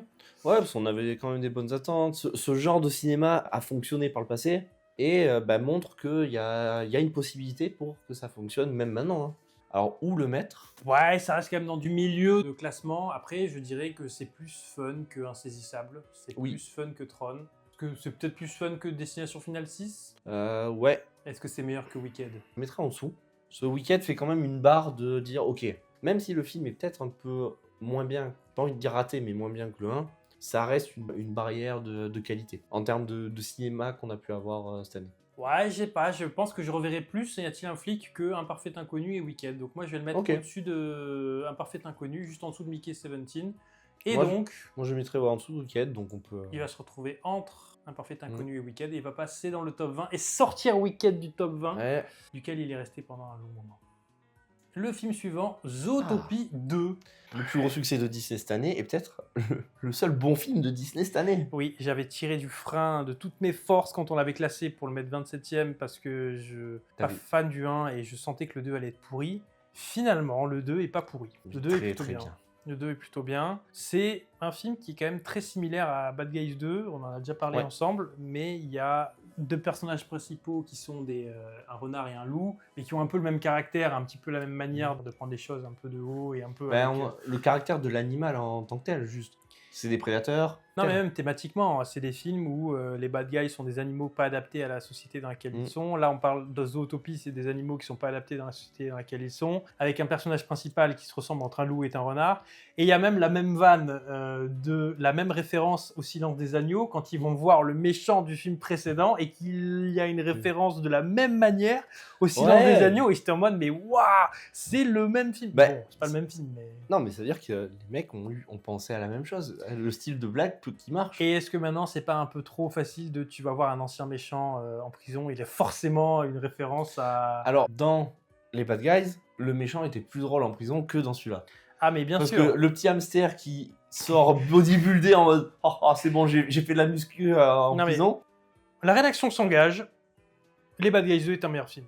Maintenant, je peux comprendre qu'on soit pas d'accord, mais Zootopie Non, prend je- son temps, il y a quand même toute une partie au milieu, dans le bayou, c'est pas super intéressant, le serpent sert pas à grand chose, on n'échappe pas à certains tropes un peu trop classiques de finalement. Ils sont super soudés, mais il y a au milieu du film, en fait, ils sont pas soudés. Ouah, ça, il y a un peu des trucs qui m'ont saoulé, et en même temps, je comprends, mais... Les deux sont similaires, mais pas pareil. ouais. Je pense que j'ai préféré Zootopie 2. Et oui, bon, après, moi, je te dis, les Bad Guys 2, c'est mieux, mais est-ce que Zootopie 2 va 5e? Je pense pas. Non, mais du coup, t'as les Bad Guys qui sont là. ouais. Ils sont en ovni hein, en 5ème place. Mais moi, ça me va très bien. Ouais, bah. Non, je pense que je préfère quand même Zootopie 2 à Karate Kid Legends. Voilà, je le mettrai 11e. Donc, Alors. il sera au-dessus de Dragon. Karate Kid, c'était vraiment une bonne surprise, mais dans la globalité, Zootopie, je pense que c'est meilleur. Ah, je peux même te le mettre au-dessus de Ballerina, tu vois. Je peux te le mettre 8e, Zootopie 2. Là, si je prends en film d'animation, je les préfère à Bad Guys. Oui. Donc, au-dessus. Allez, 8ème place, je suis ok. Parce que ça reste quand même un très bon film et ça va se regarder tranquillement. Il se reverra, il se reverra. Mm. Il fait une entrée fracassante dans le top 10. Il prend la place de Ballerina Et surtout, il était 27e à la base, donc Ouais. il fait une belle remontée. On croit en Disney, on croit C'est en vous. mérité. Ouais, bon, bah, tu vois, en fait, le truc, c'est que la suite de leur film fonctionne, quoi. Ouais, mais le 1 avait super bien marché, le 2 marche super bien. Ouais, mais C'est, en fait, tu vois, ce qui était cool, c'est que tu avais les mondes de Ralph, suivi de Zootopie, suivi de les nouveaux héros, suivi de... Et donc, tu avais que des films originaux qui avaient marché coup sur coup, et là, on va avoir que des suites. bah, c'est juste qu'ils ont peut-être plus les bonnes personnes pour faire les films, pour avoir des bonnes idées. Parce que derrière, tout ce qu'ils ont essayé de faire, bah, de nouveau, ça n'a pas marché, mais les suites, oui. L'avenir nous le dira. Mais en attendant, l'avenir va nous dire qu'on va devoir classer Running Ah, Man. Running Man 17e. Une petite croyance. Voilà, il était dans le top 20. Pour toi, ça n'a pas répondu. Pour moi, l'essai n'est pas transformé. Mais pour Après, moi, oui. ça reste un film qui se regarde, hein, mais qui va aller Thunderbolts tiers. Ah quoi. ouais, putain. On est vers le 28-30. Voilà, j'ai pas passé un moment incroyable de fou. Après, je peux le monter parce que c'est pas passé un moment horrible non plus. C'est juste que... Ouais, tu peux pas le mettre à là où moi j'ai envie de le mettre. Non, la rédaction s'est engagée autour de Thunderbolts ou de Nobody 2, voilà. Ah, C'est- pour moi, je c'est Allez, je peux accepter que c'est meilleur que Nobody 2 et qu'Insaisissable. pour moi, c'est largement dans le top 10. Pour moi, c'est du niveau de Tron Ah ouais. Ares. Donc je vais le mettre en dessous de Tron Ares pour te faire chier. Et tu vas me dire que c'est largement dans le top 10, donc tu vas me dire où. Ah bah là, actuellement, de ce qu'on a, c'est numéro 2. Bah, ok. Non mais... Ok. De ce qu'il y a dans le top 5, ça reste, pour moi, Je mon l'ai top 2 mis actuellement. 25e et tu le mets 2e. Ça nous donne une 13e, Tiens. 12e place. Je te laisse choisir si tu le mets au-dessus ou en dessous de Karate Kid Legends. Au-dessus. Au-dessus, ça me paraît bien. Il est juste en dessous de Mission Impossible, ça se tient. Tu vois, mes tops hein, ils sont cloisonnés à un certain endroit. Hein. Ouais, mais on est quand même dans le top 15, donc il est qualitatif. Film suivant, Criminal Squad Pantera, qu'on avait mis 30e. Quand je parlais de payer des vacances à toute l'équipe du film, le film se passe à Nice. Et vraiment, Gérard Butler est en vacances à Nice. Et au fait, on tourne un film au milieu. Il se trouve que le film qui est tourné au milieu de ses vacances est plutôt pas mal. Pour rappel, quand on a fait le prono l'an dernier, j'avais déjà vu ce film. Toi, non. Ah, tu l'avais déjà vu? Et quand oui, on et je avait t'avais tourné. laissé le classer. T'avais vu le premier ou pas? J'avais vu le premier. Moi, j'avais pas vu le premier en voyant celui-là. Vraiment, tu comprends qu'il y a eu un film avant. Dans l'absolu, ça m'a pas empêché de comprendre ce qui se passe dans celui-là. Et je m'attendais à un film d'action lambda, pam-pam, boum-boum, ricain. Et finalement, c'est plus un film de casse. C'est plus... Alors que le 1 est aussi un film de casse, mais plus tourné quand même. Parce qu'on est Tu chez l'as vu quelqu'un. là, finalement? Non. Re- J'ai prévu de le voir parce que... Regarde-le, ouais. En fait, j'ai plutôt bien aimé celui-là. Et en regardant un peu les commentaires en dessous, tout le monde disait bien, mais moins bien que le 1. Donc, je sais pas si c'est ton avis. Mais les gens ont visiblement préféré Le 1 est mieux parce qu'il y a une vibe hit. Mhm. Un peu dans cette vibe-là, de affrontement flic et braqueur. L'alchimie marchait vraiment bien dans là. Là, tu l'as moins. Mais il y a presque un côté Ocean dans ce film, Ouais. avec toute une team qui se monte, et chacun a son rôle, et on a des problèmes. Ah merde, comment on règle ce problème? Ah merde, on a ce problème, on a prévu comment on le règle. Franchement, ça passe bien. Après... C'est les films de Gérard Butler. C'est... Bon, Gérard Butler, il cabotine, mais je l'aime bien le voir cabotiner. O'Shea Jackson Jr., le fils d'Ice Cube. Il joue mieux que son père. C'est sympa, mais il y a toute une histoire de romance qui n'était pas nécessaire. Et ça traîne peut-être un petit peu. Oui, Nice, c'est beau pour les ricains, mais nous, on connaît. Et c'est pas si beau que ça. Aïe, aïe, aïe. Le film se passe bien, il y a des moments sympas, des moments drôles. Un moment qui m'avait bien marqué, c'est le début du casse. Tout le moment où ils vont passer à travers les toits, jouer avec les caméras. Tout ce moment-là, il y a un peu de tension, c'est vraiment bien rythmé. La réal est cool à ce moment-là. Toute la scène de casse, vraiment de casse, est vraiment assez haletante. Non, il y a vraiment de l'effort qui est fait, il y a de la réflexion. C'est pas de la nouveauté, mais ça apporte un petit truc. Ça se laisse regarder, ça se mange. Non, voilà, c'est le petit, Avec les petites olives. le petit blockbuster de début d'année. C'est tranquille. Je vais les classer tout seul. Je te propose donc de te mouiller un peu et de me dire où est-ce que tu le verrais. Je le mettrai au-dessus de Tron, qui est 25e. Donc toujours la limite Wicked for Good. Ouais, Wicked, ça reste. Il y a. Oui, il y a le gap. Bah écoute, je suis d'accord. 30e, il était et il finit 25e. Pour l'instant, il gagne des places. Oh, c'est pas un mauvais film, c'est pas un excellent film, mais ça. Oui, c'est du milieu de tableau, mais plutôt quali. Ouais. Voilà. Et le film suivant sera Les 4 Fantastiques. Premier pas qu'on avait classé 15e, c'était le film. Non, parce qu'on avait toujours il y avait Captain Captain America. avant. Mais en tout cas, on y croyait plutôt pas mal. On y a cru, j'y ai cru. Et tu l'as mis dans tes flops ou dans tes Dans les mentions, flops. dans tes Non, flops? non, dans les flops. Donc, allez voir notre vidéo sur les flops pour un avis plus détaillé. Mais globalement, on n'a pas été convaincu par plein de choses. Que ce soit le scénario, les acteurs, la réal, sa pièce dans le monde Marvel global. Et non, j'ai pas envie particulièrement de retrouver ces 4 personnages dans un autre film Marvel, tu vois. Non, J'ai pas réussi à rentrer en empathie envers eux. Elle est morte et elle revit. Putain. Alors que s'il avait laissé morte, ça aurait été mieux. C'est vrai qu'elle est morte et qu'elle revit. Le meilleur film, Les 4 Fantastiques, c'est Les Indestructibles. C'est les mêmes. Oui, mais parce Ouais, que ouais. il se cache pas de Non, mais- d'avoir eu. Mais le problème, c'est que la parodie, ou en tout cas l'hommage aux 4 Fantastiques, est systématiquement meilleur au cinéma que les films, Ouais. véritables films, les 4 Fantastiques. Il y a peut-être un problème avec le matériel de base. Moi, je pense qu'avec des bonnes intégrations de réalisation, et si on en fait un film animé qui permet plus de liberté... Peut-être. Bon, en tout cas, les 4 Fantastiques, C'est vrai que premier pas... la chose est moche.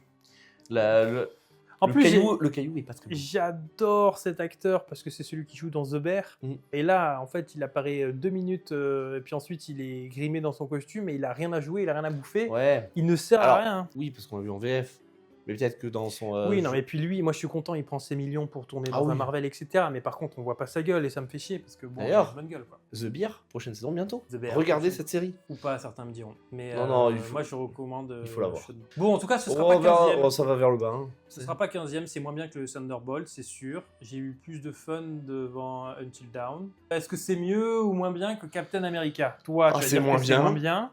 Moi, je préfère quand même les 4 Fantastiques à Camelot et à Captain America. Donc moi, je le fous là. Il a Ok. sa place toute Tu te trouvée. mets 34e à la place de Captain. Il prend sa place. Moi, je le mettrais comme dans mes flops, bien bas. Mais, allez, en dessous de Jurassic Park. En dessous Jurassic Park, Ouais. donc tu le mettrais 38e. Ouais. Moi, je le fous 34e. Même si dans Baby Girl était mieux placé dans mes flops, 4 Fantastiques, il y a quand même il y a du budget, il y a un truc, et ça peut plaire à beaucoup de monde. Oui, c'est pas- Il finit donc 36e et il dégringole Ouais, bah, c'est- de 11 places, de 21 places pardon, dès à présent. Mm. Il nous reste pas un max de films à classer, il nous reste Chien 51. Je n'ai pas fait mes devoirs, je n'ai pas vu ce film, ce qui est dommage puisque j'ai lu le Ah ouais. bouquin cet été, qui est un bouquin de SF français, somme toute classique. Rien de surprenant pour quelqu'un qui a déjà lu pas mal de SF, un roman policier, rien de surprenant pour quelqu'un qui a déjà lu du roman policier Mhm. aussi, mais qui se laisse lire, avec un aspect assez intéressant sur la faillite de la Grèce et des méga-corporations qui rachètent un État. La et Grèce Ouais. Ah. Et le personnage principal est un ancien grec qui a dû quitter son pays parce que le pays a été racheté par des méga-corporations et est un immigré français en fait,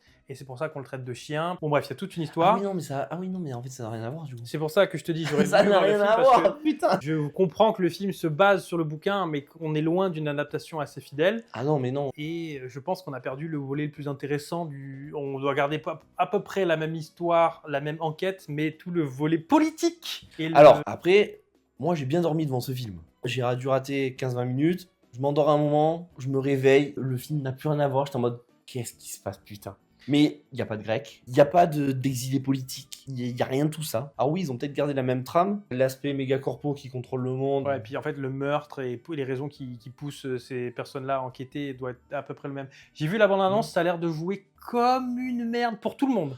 Louis Garrel, Lelouch, ça a l'air de jouer. Oh, c'est le louche, il est là, tranquille. En fait, non, l'alchimie entre les deux est bien, entre Adèle et Gilles Lelouch. L'alchimie est bien, l'évolution des personnages est bien, mais par contre, je sais pas, toute la séquence de fin, oh, c'est dur. Ouais. Ah bah, tu vois, Tom Cruise dans Mission Impossible, le super-héros qui survit à l'apnée de 3 km de profondeur. Ah ouais. T'as un peu pareil. Tu as Adèle dans une séquence d'action qui, pareil, est une Tom Cruise. Ouais, avec les drones. Ouais, avec les drones en tir automatique, les yeux fermés. Enfin, ces deux séquences-là, genre vraiment, ça marche pas vraiment. Il y a de la politique, l'évolution des personnages, tu vas pouvoir aimer. Lui, c'est un vieux flic dans le secteur 3, qui est le secteur le plus pourri. Elle, c'est la jeune flic dans le secteur 1. Oh, voilà, C'est du vu et du revu quand même. Je t'en dirai pas plus, si tu le verras. Mais ce qu'il va falloir que tu me dises, puisque tu as un autre blanc-seing, Déçu quand même, déçu. c'est à toi de me dire J'ai où tu un- le mets. J'ai vu que globalement, tout le monde est comme toi, déçu du film. Tout le monde attendait un film un peu ambitieux, français de science-fiction. Ouais, c'est ça en fait. Et puis Cédric Jiménez, les Puis, gens aiment il bien. sort d'un très très bon film et d'un autre film un peu moins bien, donc Bac Nord et Novembre. Et là, celui-là, on se dit, bon, il y a quand même un casting Il a fort. fait la French aussi, hein. Tout le monde oublie la French, mais Oui. c'était lui. Et la Ah French, ouais, c'était c'était vachement mieux que Oui, t'as pas aimé. les deux que tu viens de citer. Oui. Du coup, celui-là, moins bien, quand même, de tous. Le moins bon, peut-être, des Jiménez.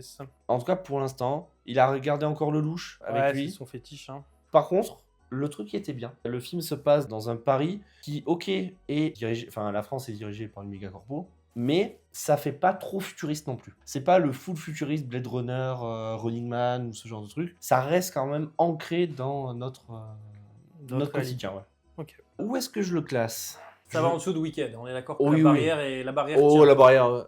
Allez, je dirais en dessous de Maria. En dessous de Maria, au-dessus de Thunderbolt, à Ouais. la 30e place. Ouais, ça me paraît bien. Ok, dégringolade, c'est peut-être raté par rapport à nos attentes, mais il y a des trucs bien dedans quand même. Moi j'avais beaucoup d'attentes, mais je vois que globalement tout le monde est déçu du film, donc je te Ah, crois sur parole. Le box-office n'a pas été ouf hein, pour Ouais, celui-là. le film a coûté cher, comme tous les films de science-fiction.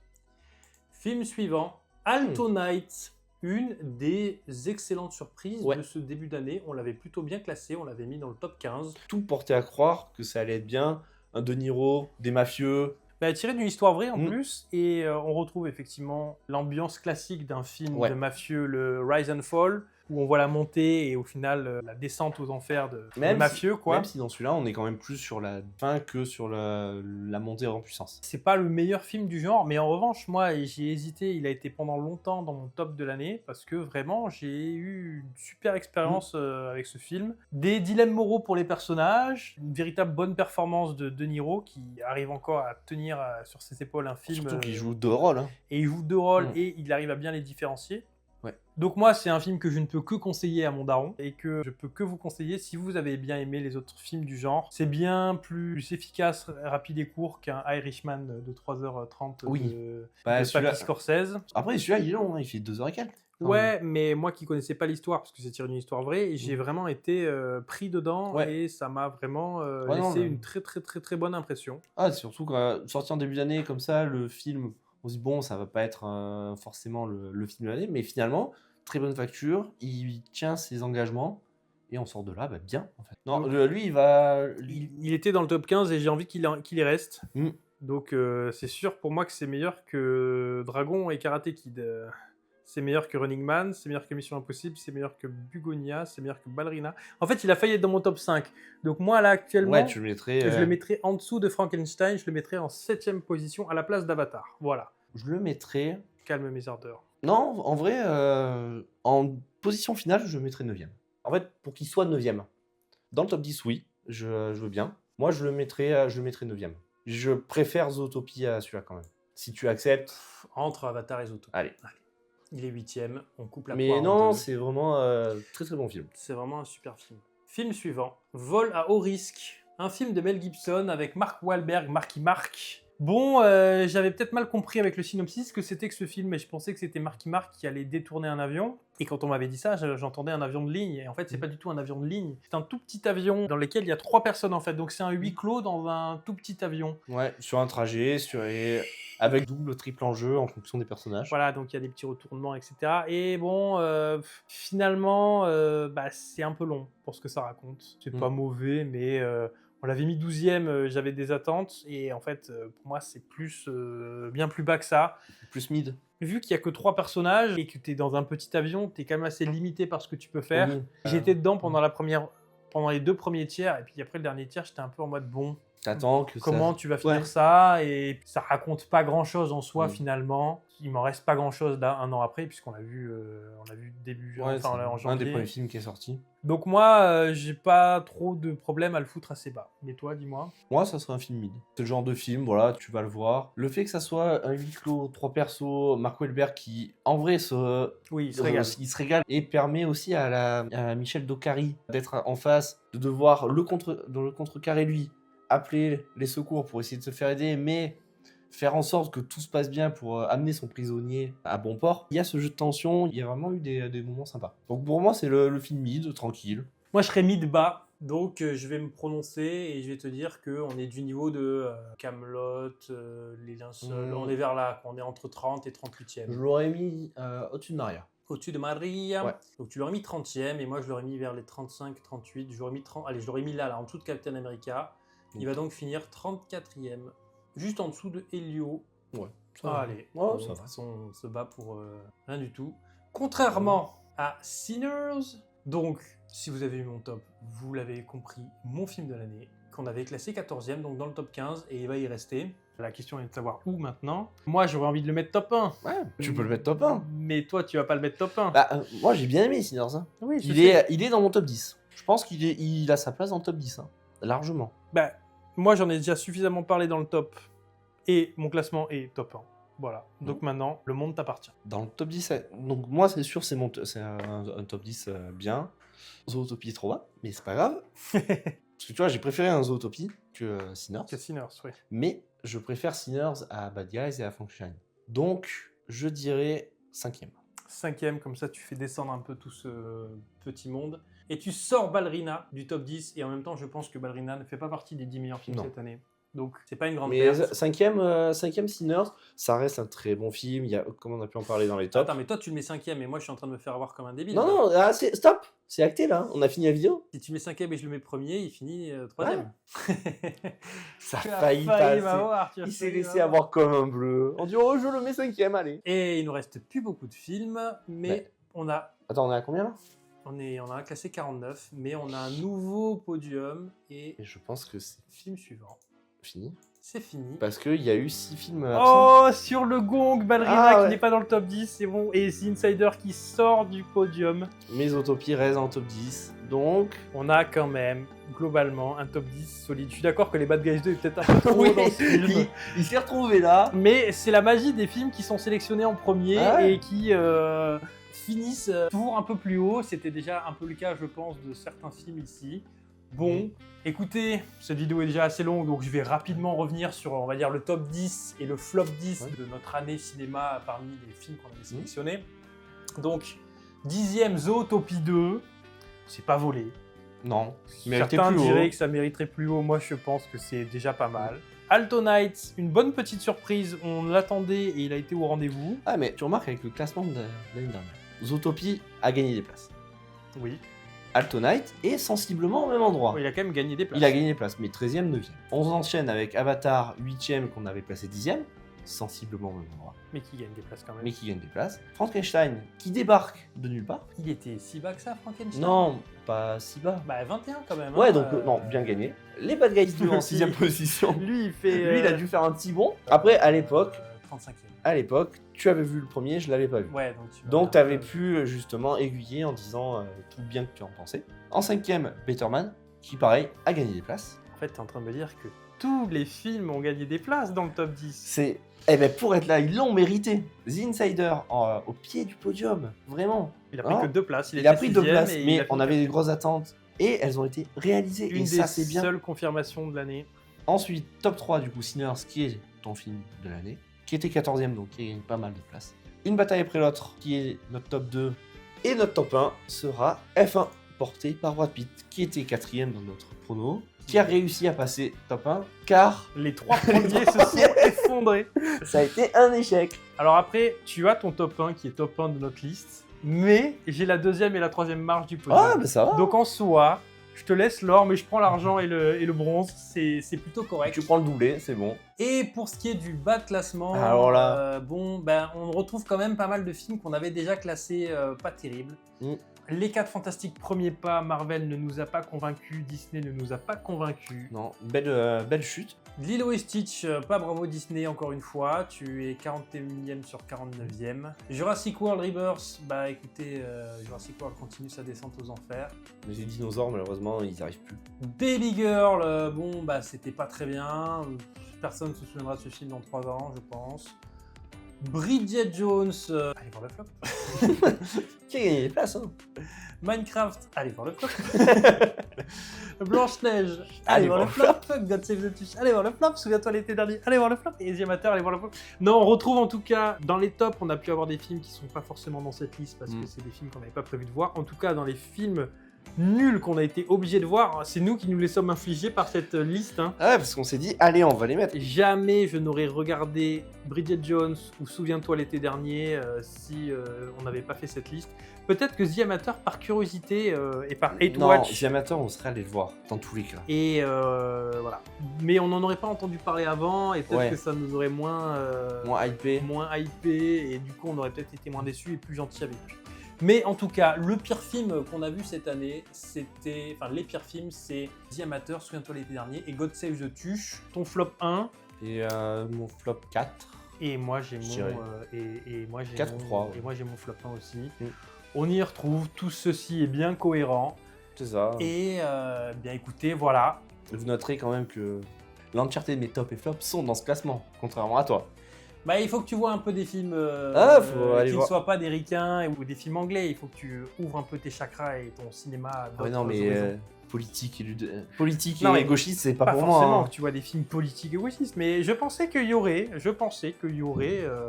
des films d'animation japonais qui sont sortis. Eh ben, cette il y en a un année. des deux que je n'ai pas vu encore. Bon, bien écoutez, nous, on n'en peut plus parce que c'était un long tournage, mais on a Réussi à le faire. écoutez, vous nous écoutez, comme j'ai dit, en faisant la vaisselle, sur le trajet, sur 4-5 jours, sur un mois, s'il faut cliquer, endormez-vous devant nous.